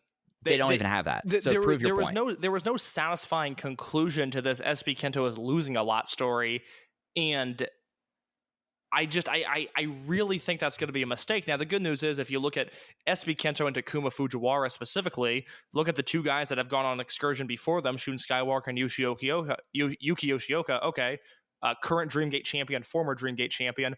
I would expect the same in their future pretty quickly upon return. I think it's a mistake to not make a bigger deal out of SB Kento going away. No, and that's something that I think is completely justified, thinking of that. And it's something that, I mean, I wonder if, because there was a promoter that announced an SB Kento match in the States before SB Kento announced. I wonder if that, since that news got out, we were not first on that. It was not us who let that out of the bag, just to be clear. But as soon as that got out, I felt like they just kind of like, well, we have to write them off now. Like, we're going to have something, but now there's stuff going on there. But then you also wonder on this, like, arguing against my point, why would they change their booking about a random excursion date in the U.S. that none of their fans will ever hear about? Well, that was going to be my point. It's not exactly the synergy between, like, New Japan USA and New Japan, where at least some portion of the audience might care about that sort of stuff. This was a New York indie that I don't think you or I could name off the top of our heads. I know that has, like, TU in it, like DTU. That's as far as I know. See, I didn't even think it was that. I'm going to look that up real fast. But the point is, like, why would they care about it? I mean, I follow a La Estrella stan on Twitter, and I know they were tweeting about it, but anybody else, it's not like I've seen a ton of Japanese tweets roll across my timeline of, oh my God, they booked SB Kento versus La Estrella in America. It's not been what I've seen. So I don't think that would change any sort of Dragon Gate booking. I think that would be very unlike Dragon Gate and very short-sighted of them to do that. No. I think you're justified in that rationale. So, talking about the other people involved in the the Brave Gate scene, we have Hyo now as Brave Gate champion. Came in best shape of his life, entering fall camp, best shape of his life. And interesting kind of matches he had. I think that he looked really strong. I went 4 on the Daya match. I thought that they really played off of it. The SBK match I thought was really awkward because the crowd wasn't into it whatsoever. But I think Kyo's a real fascinating champion, and as I said, now we're going to open the Leopard Gate, and now we need to see Hulk can be a commissioner for this. We're going to rerun Open the Gamma Gate, right? So I think I liked the SB Kento match more than just about anybody else because I personally liked the dynamics at play of we got a mix of leopard print, like vintage Hyo, with current big brain Hyo, and he was kind of going back and forth between like snappy young babyface and veteran psychology master heel in the same match, which I just thought I thought the structure of the match was very interesting. So I personally was into it, but I seem to be in the minority there. As for the run itself, yeah, it's going to be fascinating. No, Hyo tweeted today that outside of, I think he said Dragon Kid and Kagatora, he doesn't really see anybody on the roster being worthy of a challenge. There's nobody on his level right now. And I think this is going to be one of those wide open title runs where I have no clue who's going to challenge him, who he's going to wrestle. And I'm really excited because I think his in-ring is the best it's ever been. I think the character work is as strong as it's ever been. He had a really good weekend here, and I don't see any reason why he can't continue that into Q3 of this year. I mean, if they're open for business for the Brave Gate, we could have some real fun on cage match case. Like Habu, I think that there's another company opening up in Osaka right now, but I think Ideon defense against Habu. Why not? Given that Gamma has once again tied his horse to Osaka Pro and Keisuke Okuda is working a date with Osaka Pro, I think that is off limits, but that doesn't mean we can't get Hyo versus Gurukhan Mask. It also, in a much more realistic way, I think Hyo versus Jason Lee is a match that needs to be explored. Yeah, no, that could be a lot of fun. I mean, even if it's going into big brain shtick, I think that Jason is one of he is like one of the best reacting baby faces working today. Like if I'm a heel wrestler and I know that I have a lot of shtick in my heel act, if I know that Jason Lee's on the opposite side, it's like, all right, he's not gonna make me look like shit out there. So yeah, no, I think that's awesome.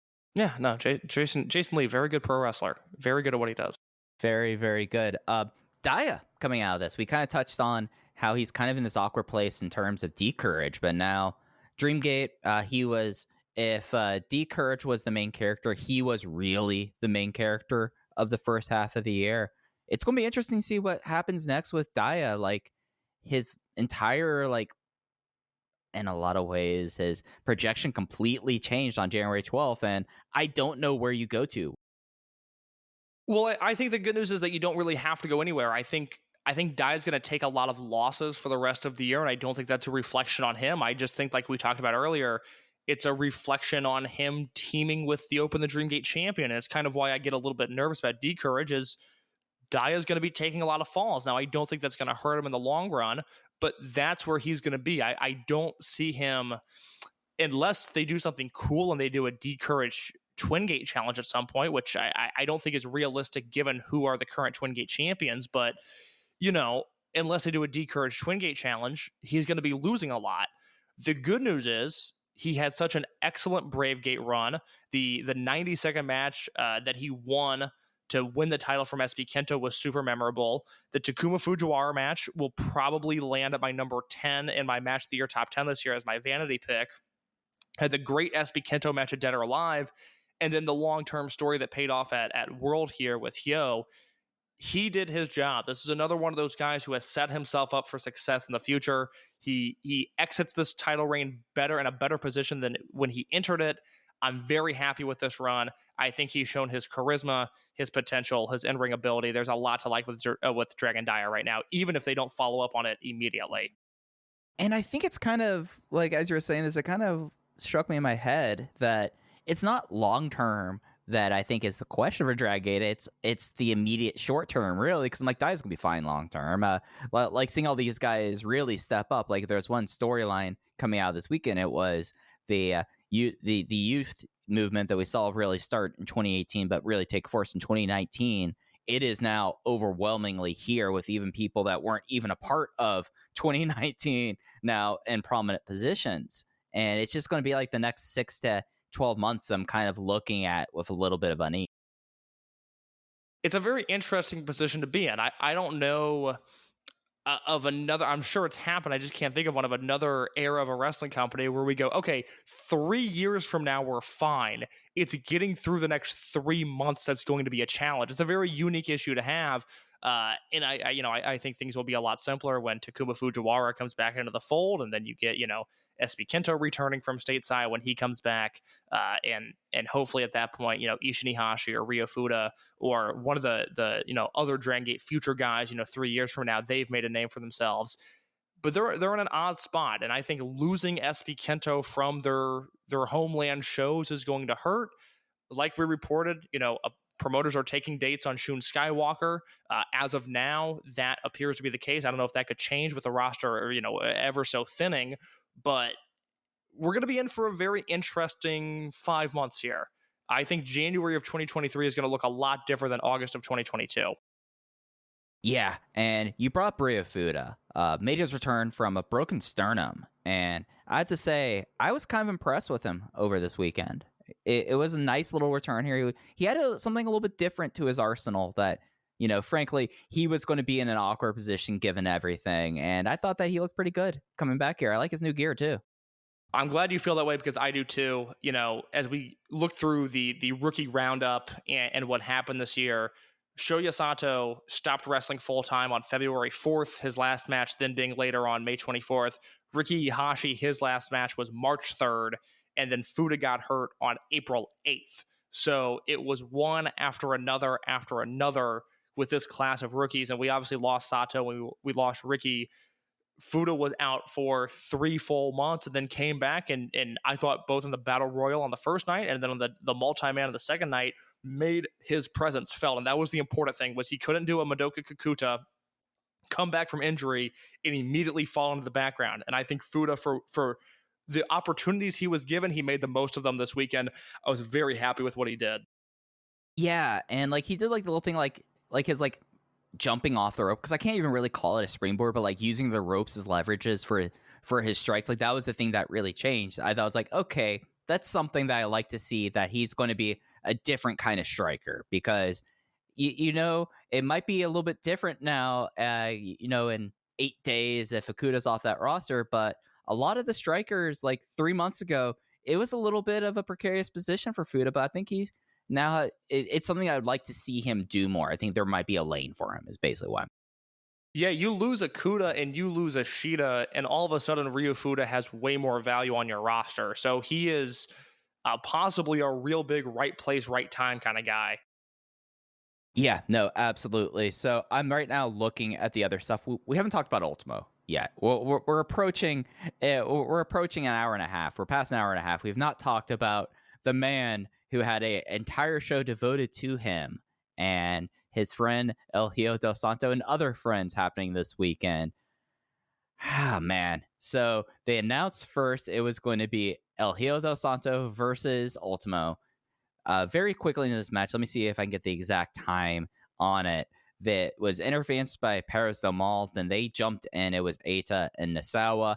They lost in 2 minutes to a double lucha fall there. And then they beat down him further. Super Crazy came out. Super Crazy, which I knew that Super Crazy was a Noah. I knew that, I knew kind of like this, but it kind of takes you back, Super Crazy now. It just takes you back a little bit.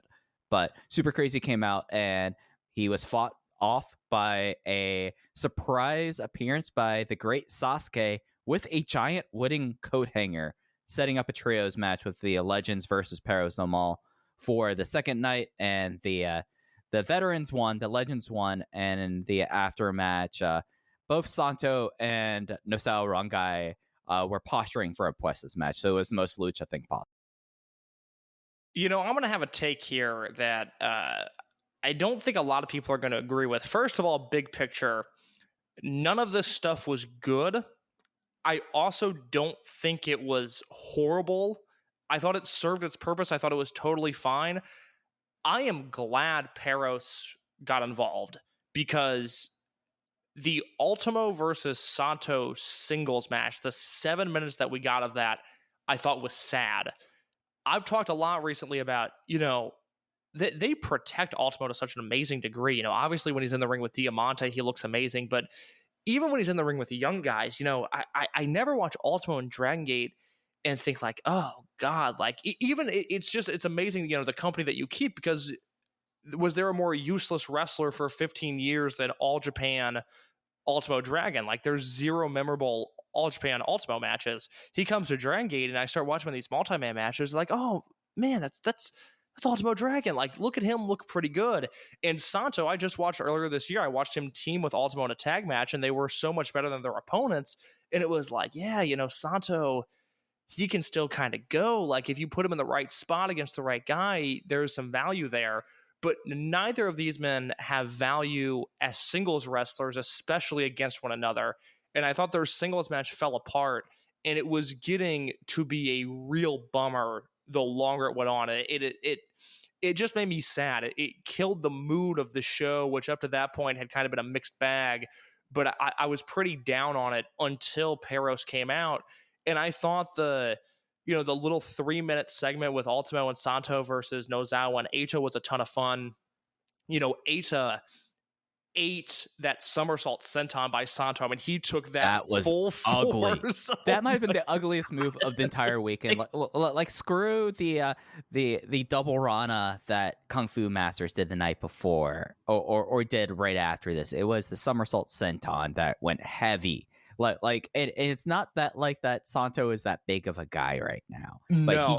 he just cratered Eita. It was this year's equivalent of the monkey flip to the floor last year. Like, that's how vicious this. I thought this was uglier than this, to be honest. You at least lay flat. You at least in theory would be landing flat with the monkey flip, right? Like this time, what's happening if you're Eita? Oh, I'm having a nearly 60-year-old man laying on my stomach while another nearly 60-year-old man's knees go jabbed in deeper into my sides as this happens. Like, I take that monkey flip before I take the Santo somersault senton. Santo went down so heavy. That was so gnarly to watch. That I loved that spot.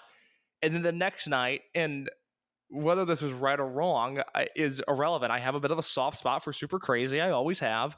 And, was that match good? No, it wasn't. But it wasn't offensively bad. Like, it was just, it was a old man lucha brawl. It was no different than when Dragongate has brought in, like, Yoshiaki Fujiwara in the past to wrestle Mochizuki and Fuji. It was that level of match, which is not ideal. I certainly would rather have a card full of young guys killing it than old guys hobbling around. But this wasn't, to me, offensive as a Dragongate fan by any means. I honestly have, of the 6 guys that were involved on night 2, I think Sasuke is the weakest. I mean, I have zero use for modern Sasuke. Don't like watching him walk around, let alone wrestle. So it would probably be extreme to call this a net positive for the weekend, but I saw some people that were really down on this, and I just didn't mind it all that much. Yeah, I'd much rather, like you brought up the fact that Peros involved. I'd much rather it be Peros involved with this than Z-Brats. Much rather, like, that's a great point, Mike. That is exactly it. This didn't bring anybody down. No, Shun and Diamante didn't spend their weekend wrestling Ultimo and Santo. Now, I will say, Santo was on the August 10th Korakuen show, and I think it would be cool if he did something away from Peros. But that's a Korakuen Hall show. I'll live if, say, Shun and Diamante are with him for a match. But on Kobe World, they didn't burn anything here. Nothing was lost. They slotted the right guys with the right guys. Right, yeah. So it was something that also, when you're sliding those guys, Eita and Nozawa, like, those are, like, 2 years ago, Case, when we joke around about Tokyo Carnival and the various Tokyo Gurentai shows, the one thing that we always brought up was Nozawa loves bringing in old guys they can lose to. And boy, you got the one guy who loves losing to old people right there. And yeah, and then, of course, like the post-match stuff. Listen, if you're at this point here, you could tell what our opinions about the general Nozawa situation is here.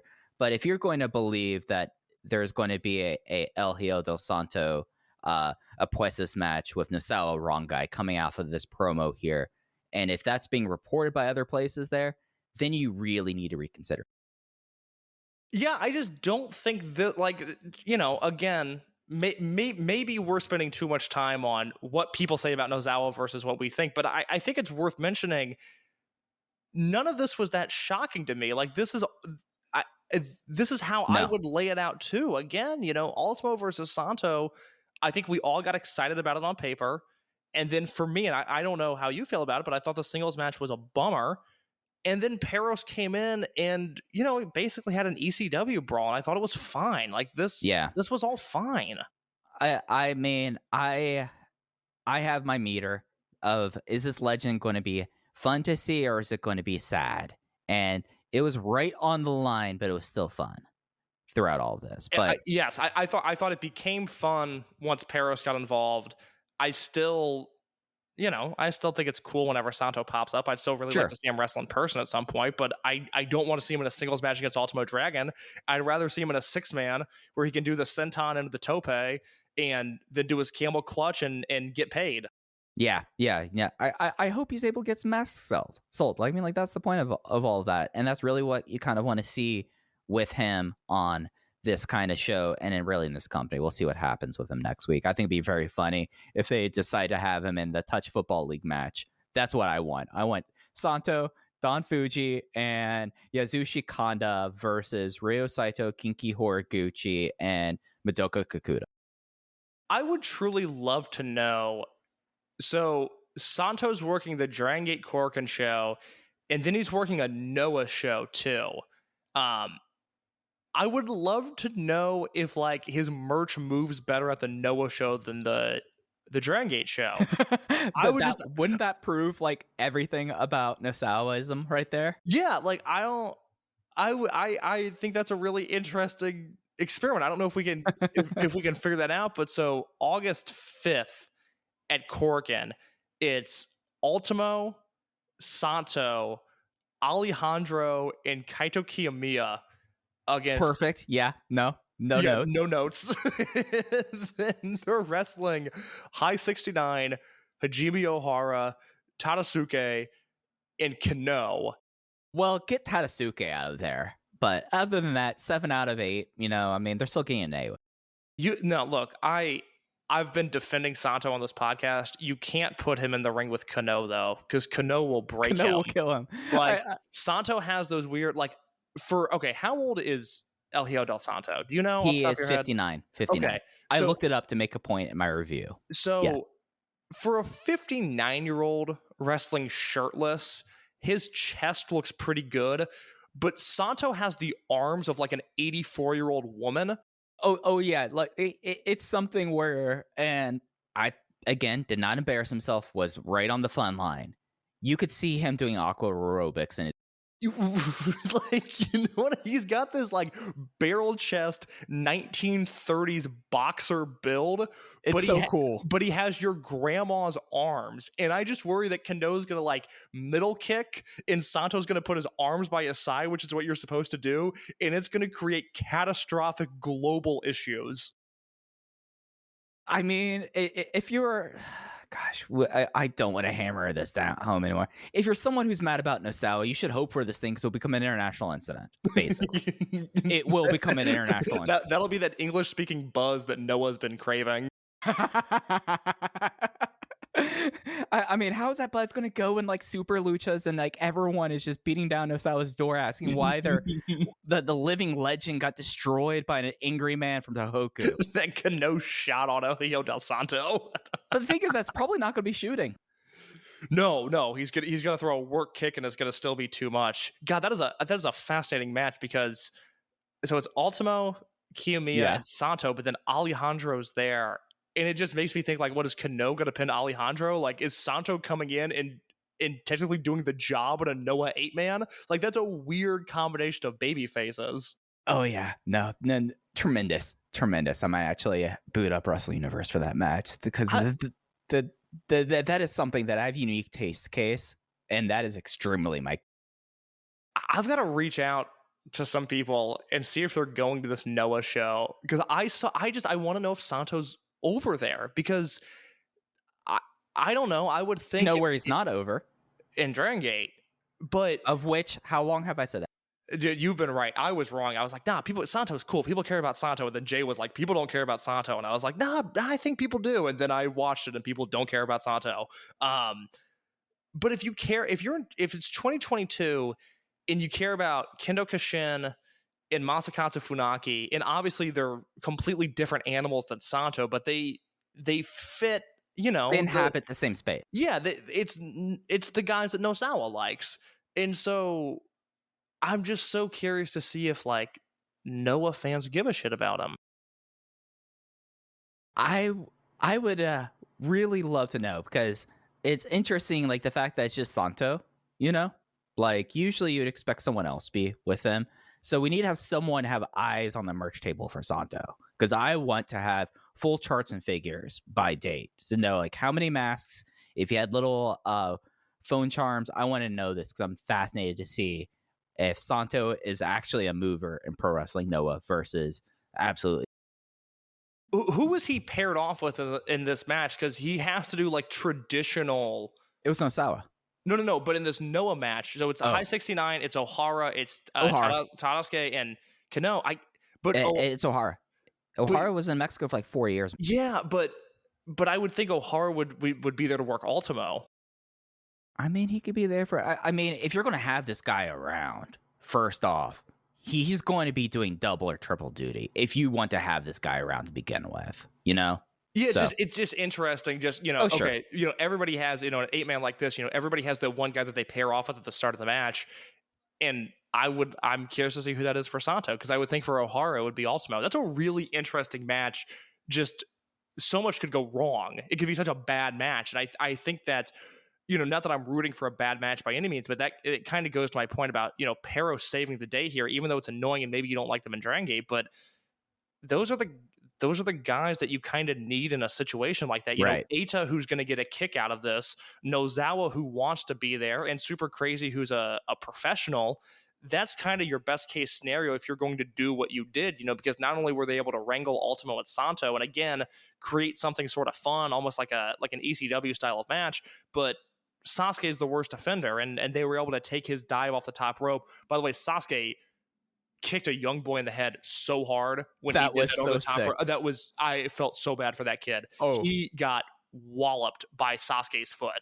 Oh, he got ruined by it. Yeah, like that was the one note I had for Sasuke in the match as well. He's here. He did his crazy over the turnbuckle tope and wiped out a kid. Hopefully it's not the ones that are going to Mexico or debut. Were you at the Janela Sasuke spring break show? Yes, I was. Yes, I was. Yeah. I'm so sorry. That was a weird day for me, Case. was that 2018? Yep. Mike's phone's burning a hole in his pocket. He's got the biggest scoop in all of wrestling because a drunk wrestler told him it. And then I was there for like 4 hours. But yeah, no, Sasuke was there. I know it's excruciating towards the end. I got drunk and sobered up 3 times throughout that night. It was that. Yeah. Well, I've shared my thoughts on Joey Janela, and I'm not a big modern day Sasuke guy, so I'm glad I wasn't there for that. Yeah. I mean, if he's going to be there, at least let him do karaoke. Like that would have at least because at least the first night he had that giant coat hanger. Like great comedic. Like this is a guy that he's not any good anymore, but he still has comedic timing. Yeah, I mean, if I'm going to a sponsor dinner, Sasuke's a first round pick. He's one of the guys absolutely. That I want there. Yeah, I want to party with Sasuke. I hate watching him wrestle. The bloom is off the rose with Sasuke even faster than Ultimo. You're saying this as if Sasuke hasn't been a known quantity. Well, that's what I'm saying is, like, I don't know if there's a great 21st century great Sasuke match. Well, I mean, people will say all the Space Wars, but I mean, those are. I don't like those. I'm not into those the way other people are. That's fair. No, I totally get that. I'm trying to think. So hold on, I got to figure this out real fast because I know he wrestled. So he wrestled Generico. Okay, it was him and Generico against the Young Bucks, and that match is fine, but that match was also too long. That was 20 minutes. And it needed to be 10. So yeah, I don't. If there's a great 21st century great Sasuke match, please let me know. I'd be very curious to check that out. Was that a Kurt Russell reunion Yeah, match? it was the last one Yeah. they did. It was the same weekend that all the Dragongate guys were in the States. Oh, the first appearance of our good friend Sheriff Loki. That's right. So it was Adam Page versus Eric Royal was the opening match on that show. CWF Mid-Atlantic Produce gives you. Yeah, you can tell High Spots was promoting this show. Let's go match by match here. It's Adam Page versus Eric Royal in a no contest to open up the show. Match number 2, special referee Mick Foley, New Age Outlaws defeat the Steiner Brothers. In 2013. In 2012. So this is even before. What time was listed on this match, by the way? This went 12 minutes. All right. Yeah, no, the meter would have fallen off the scale on that. Okay. And what sort of politicking did the New Age Outlaws have to do to beat the Steiner Brothers? Well, I think both of them were under WWE contract at that time. And if that might be right around when they had that last run. Yeah, because one, I was at the one WWE event I've ever attended was New Age Outlaws Heavy, and that was in 2013 because that was right after Paul Bear died, and I remember being really excited that CM Punk was like fucking with his urn because I was 14 and that was cool. And then there was the New Age Outlaws Ascension feud because the Ascension were like one of the first NXT acts to be called up, and New Age Outlaws beat them, and a lot of people got really upset, but I was on the side of, guys, it's the Ascension. It's going to be okay. Like they weren't destined for stardom. Let me go through this card. So it was that tag match. European rules: Fit Finlay over Colt Cabana, Mikey Whipwreck and Tajiri over Caleb Conley and Cedric Alexander. Number 2, and you could tell this was a High Spots outfit. Yes, yeah. It's 2012, by the way. That's why I say that. Cedric Alexander has not wrestled Kota Ibushi yet, and Caleb Conley, I think the scene had just formed. So yeah, yes. Masquerita Dorada versus Demas 316. That match probably rocked. Kevin Steen versus Tommy Dreamer in a 20-minute street fight. Roderick Strong versus Jake Manning. Sign number 3 that this was a High Spot show was Roderick Strong versus the Man Scout. Roderick Strong, one of the best wrestlers ever, I've determined, like top 50 of all time, wrestling the Man Scout. Davey Richards versus Davey Boy Smith Jr., which fucked. I remember that match being awesome. And then Generico and Sasuke versus the Young Bucks, and then like a Legends Battle Royal that apparently the Godfather won at the end. I remember that Battle Royal. That Battle Royal was like one of those all-time just like close the blinds so this was in your backyard. It was bad. Mondo Guerrero was in that Battle Royal. In my mind, he died in like 1989, but apparently he's still alive. Yeah, no, Mondo did... He was the one that did. He was the surviving Guerrero brother that did Impact Spanish commentary for a while. Hey, did you know that Bill Watts is still alive? Yeah, and he's still like a miserable shit. Okay, forget the fact that he's an awful person. What the I just learned this last week that I just assumed he had been. I assumed I've been on this earth for 23 years. I assumed Bill Watts had been dead for 24. Dude, you know Bill Watts was like hired by WWE in the 90s. I see that. I guess he was briefly worked as the booker for WWF in 1995. That's crazy to me. I just assumed this man had been dead, and then I learned that he wasn't. And I don't know why I've been hung up on this, but I've been waiting to bring this up on this podcast. I learned this 2 weeks ago that Bill Watts was still alive, and I'm just flabbergasted by that. I can't believe it. Oh no, it's something that you get like. There is like a certain type of old man that out of the Southwest that will look like that he is 90 years old when he's 40 and he will live until he's 110. Bill Watts is going to be that person. He just looks like it. Yeah. He played for, this means nothing for you, Case, but this is, he was recruited by Bud Wilkinson in the 60s to play for Oklahoma Sooners. Bud Wilkinson. That all just sounds very old. I don't know what any of that means, but that sounds like black and white cameras, basically. Just so you get a time frame here, Bud Wilkinson, one of the most like formative college football coaches of all time. He started that job at Oklahoma, Case, 1947. Jesus Christ. But I think it was, I think it was a Rovert tweet, which he's been on fire lately. But, I just wish like the Sean Ross Sap types, instead of tweeting about how revolutionary Raw is, that they would reach out to Ole Anderson, who's still alive, and Bill Watts and get some quotes on this Vince McMahon story. I just assumed both of those guys had been dead, and then I saw a Rover tweet and realized that they weren't. I was like, holy shit, like this is their time to shine. How are there not comments about these guys dancing on Vince's grave, despite how horrible they might be themselves? Yeah, no, it's and you know that Ole and Bill Watts, like if you're someone who's wanting a pull quote, those are like the two guys that you know they're gonna give you something. It might be something that you're gonna have to like apologize for publishing, but they will say something, you know? Like those two guys. Sorry, Case, I had to look up this random school that Bud Wilkinson coached at that existed because it's insane. So this was during World War II, and it'll make all sense because I saw the name, and then the name threw me off.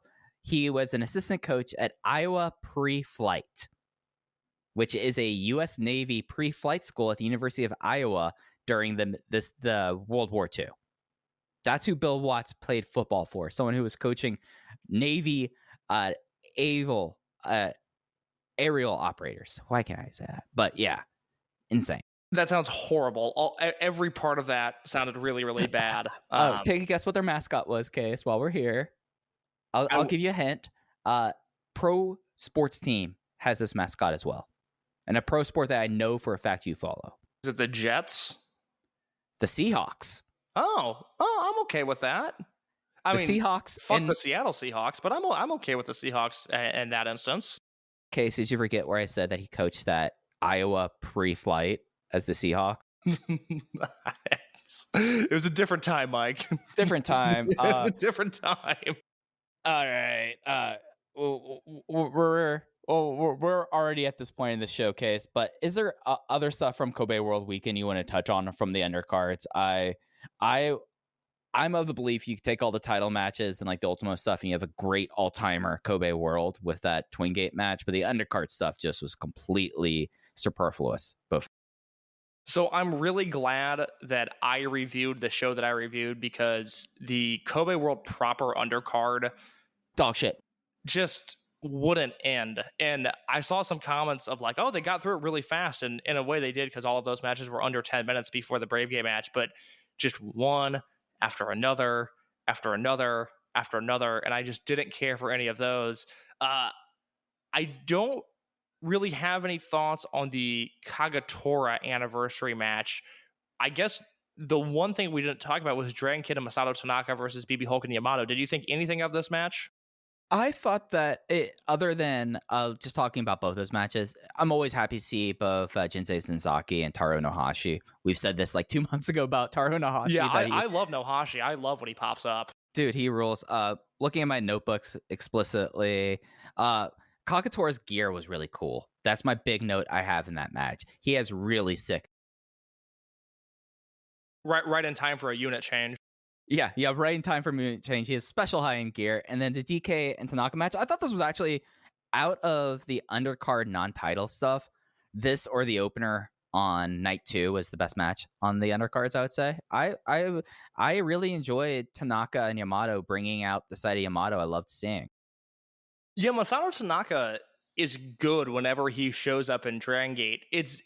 The weird thing is, the last 2 times he's been at Kobe World, the circumstances around him coming in have been so annoying that I think it's taken people out of those matches, because the last time he was here, it was 2018, and that was such a mess of a show.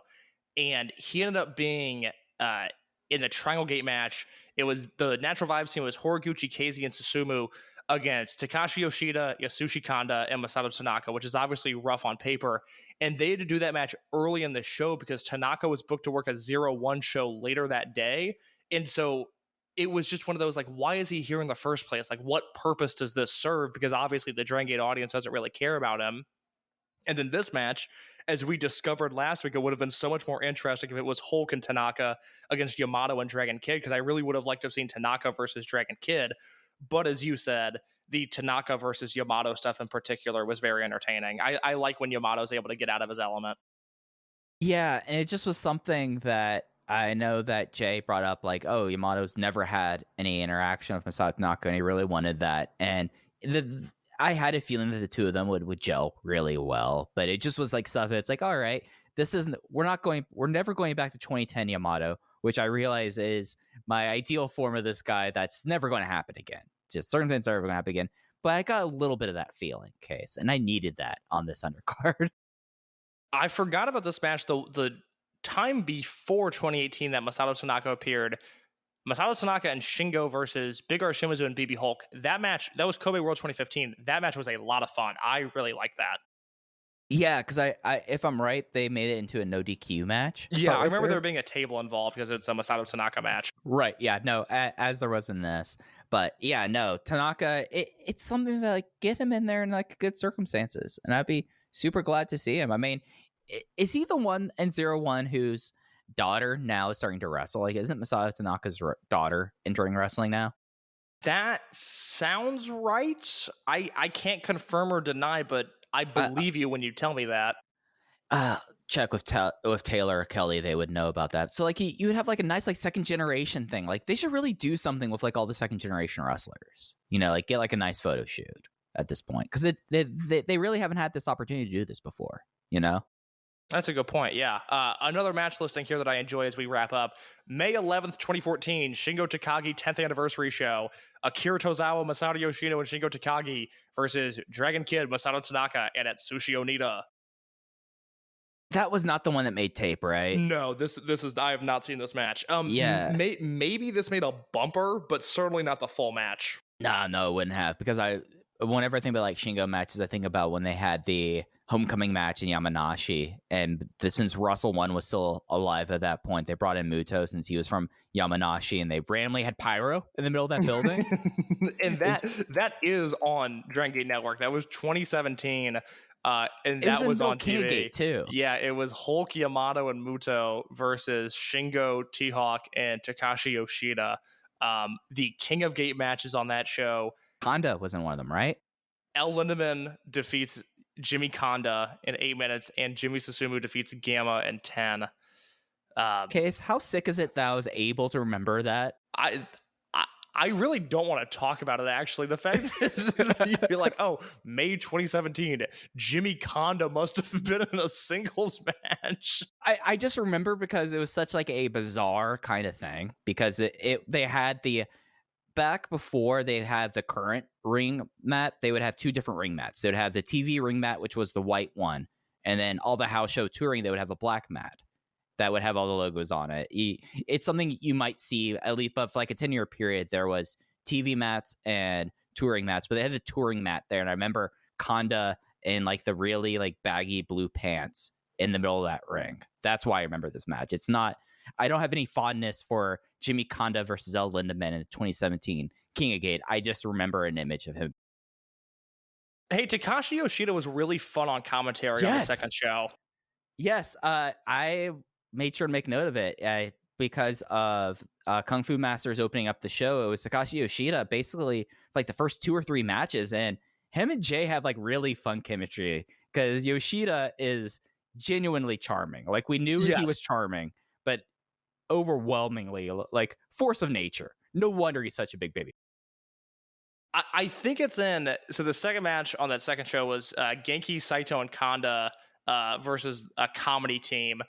And I think when Konami Michikawa started doing Muto moves again, and Jay made a reference to All Japan, and Yoshida on commentary goes, Champion Carnival, like my move.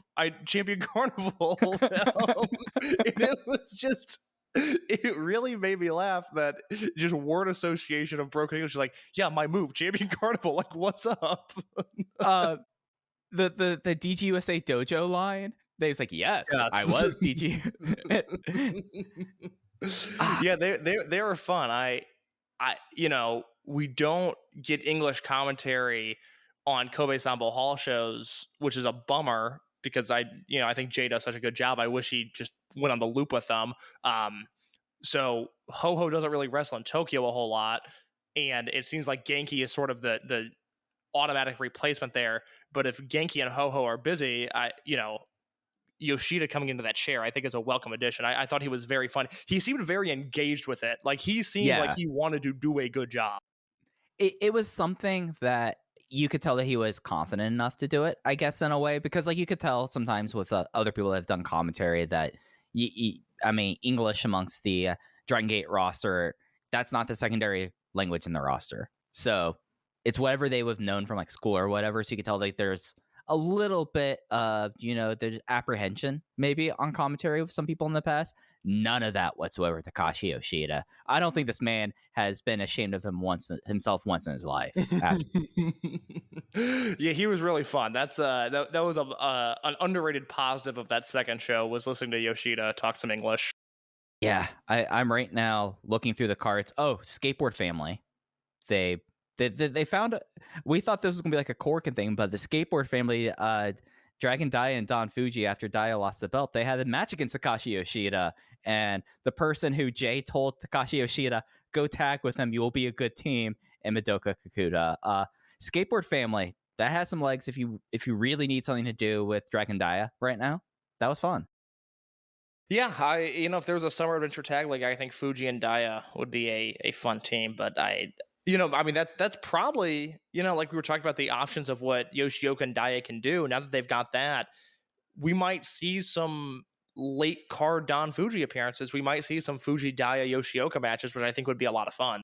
I mean, the D in D Courage stands for Don Fuji. I am Don Fuji. Goodbye.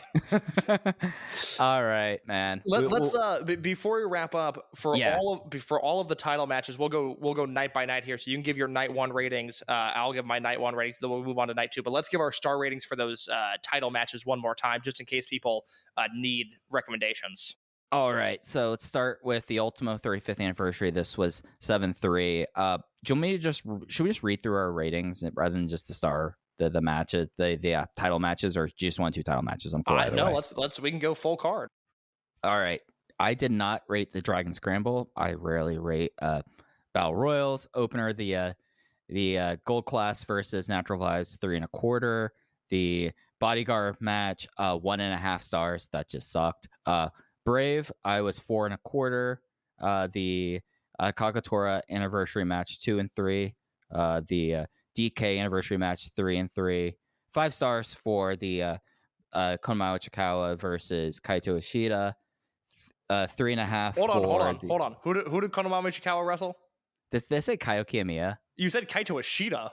Sorry, I was combining names there. Kiji Muto. Sorry, Kiji Muto. 5-star match right there. Perfect. No notes. Triangle Gate, 3.5. The Ultimo did not rate either any of the Ultimo stuff. Twin 5, Dream, 4 1/4. The Ultimo 35th anniversary show, my full review is up at voicesofwrestling.com, where I go into much more detail. But the opening Gold Class versus Natural Vibe 6-man, I went 3 1/4 on. I went 2.5 on the Bodyguard tag, 3 3/4 on the Bravegate match, 3 stars on the Kagatori anniversary match, 3 1/4 stars on the Dragon Kid anniversary match, a 5-star rating for Muto versus Ichikawa, 3 stars on the Triangle Gate, 2 3/4 on Eita and Nozawa versus Ultimo and Santo, 5 stars in my current match of the year on the Twin Gate, and 4 stars on Yoshioka versus Kai. And then for Kobe World proper on the 31st, I have the written review on Voices of Wrestling. Kung Fu Masters versus Z-Brats, 3.5. Kanda, Sairio, Ginki versus the Comedy Team, 2.5. UT, Gurken Mask, Monday Ryu, Ishinahashi, Kagatora, Arakan, Punch Tominaga, and Fuda, 3 1/4. Skateboard Family versus Yoshida and Kakuta, 3 1/4. Aganisu versus Gold Class, 3. The Brave, 3.5. I did not rate the Legends versus Peros match. Triangle, 4, and then Dream, 4 1/4. On the Kobe World proper show, I went 3.5 on the opener. I did not rate the comedy match number 2. I went 2 3/4 on the Young Guys multi-man match. I went 2 3/4 on the Kakuta match, the skateboard father and son match, rather. 3 1/4 on Gold Class versus Owashi and Kanda. 3 3/4 on the Bravegate. 3 stars on the Peros versus Old Man Luchadors match. 3 3/4 on the Triangle Gate, and 4 stars on the Dream Gate.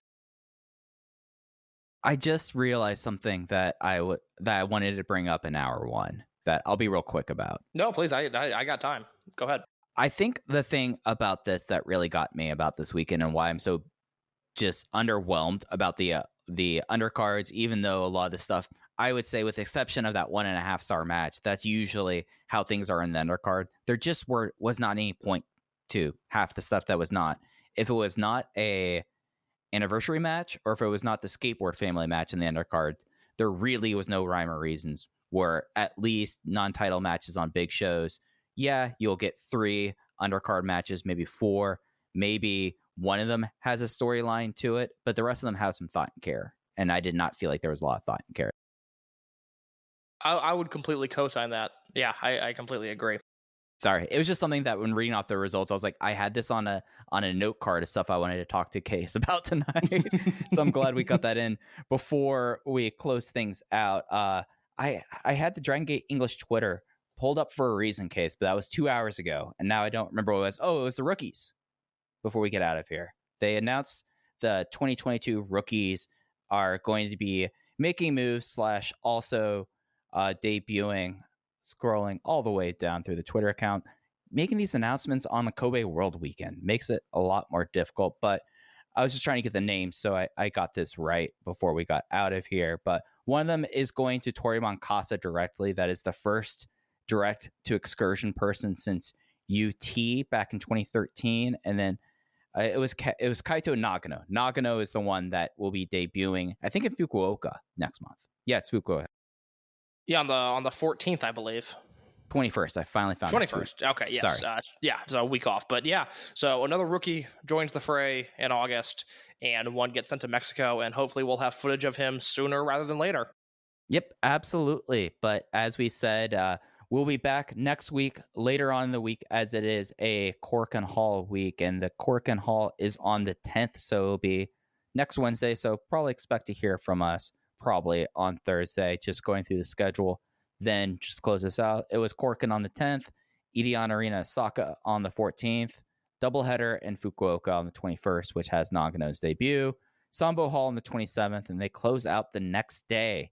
They're going back to Nara, Naruki Doi's hometown, for the annual homecoming show. But I think that's all I have, Case. We're healthily in hour 3. So if there was anything, Randy, you wanted to get out of the way while we're in hour 3, go right ahead. No, I haven't been on any dates lately. I got did I tell you about the woman who compared me to her schizophrenic ex-boyfriend? No, you did not. Okay, that's a story for another time. It's cool. I understand. It's probably a little unfair to say she compared me to him, but I was in the same sentence as her schizophrenic ex-boyfriend. I was seeing this girl for like a month, and then that fizzled out. That was in June, and I've been burnt out recently. So I don't have anything new. That'll change. I'm starting to feel it again. I'm starting to go through Hinge more, but I let like all of my conversations expire there. I was not bummed out, but I was burnt out. But it's cuffing season is around the corner, so I'll fire up the engines once more, and hopefully bring many stories to the listeners again. Cuffing season. We're in hot season, young man, because we're at the tail end of hot girl summer. I've already thrown in the towel on Mountain Dew Spark Beach and Chill. We're too late in the year for that. The beach is closed in a month, so I've got to look ahead to sweater weather and cuffing season as my next time to make a move. I'm now wondering what's going to be the autumn Mountain Dew. What's going to be the fall Mountain Dew? Like what flavor? We'll set up a group chat, you, me, and Rich Craich, and we'll hash it out. Yeah, it can't be any more that gingerbread shit. That was disgusting. I thought the gingerbread stuff was a win. I love they've done a line of like Baja Blast sub flavors. Yeah, I've seen those. So I really like fruit. Like I'm not a vegetable guy, but I really like fruit. I don't like mangoes all that much, but the mango Baja Blast, the orange one, is outstanding. Really top tier dew flavor. I've been drinking a lot of that lately. I'm a big mango guy. If you know one thing about Mike Spears is that he's a mango guy, but there's not very many good mango flavored drinks, like artificially mango flavored things, like the Monster Mango. Underwhelming, very underwhelming. If you go get Zero Fiesta, I hope that's because a lot of other things were sold out at your convenience store. There was like watermelon. There was not watermelon, mango rain, also bad. So I will try this one because again, know one thing about me, big into mangoes, but I don't know. I mean, if you say it's good, Case, then I'll give it a shot. Yeah, please report back. I think when we eventually do our Toryumon X rewind and rewatch series, which don't count on it anytime soon, I am working far too much to dip into Toryumon X footage right now with the limited free time that I have. But I think your nickname for those shows is not going to be Iron Mike Spears, or rather Mango Mike Spears. That seems like a Toryumon X gimmick. Oh yeah, I would love to be a member of Los Salsas Habanero. Yeah, Los Salseros Habaneses. Yeah, totally. Yeah, but I think that's going to do it for this week. We'll be back, as we said, probably towards the end of next week with the Corkin review. You could follow us at Open VoiceGate. Our reviews are at voicesofwrestling.com. Case had the Saturday 30th, the Ultimo Dragon 35th anniversary show. I had Kobe World 2022 on the 31st. You can find those at voicesofwrestling.com. You can follow us on Twitter at Open VoiceGate. Case is at _innercase. I'm at Fujiheya. Thanks for listening to Open VoiceGate. We'll be back with you next time to see what all the fallout is from Kobe World Weekend. Take care.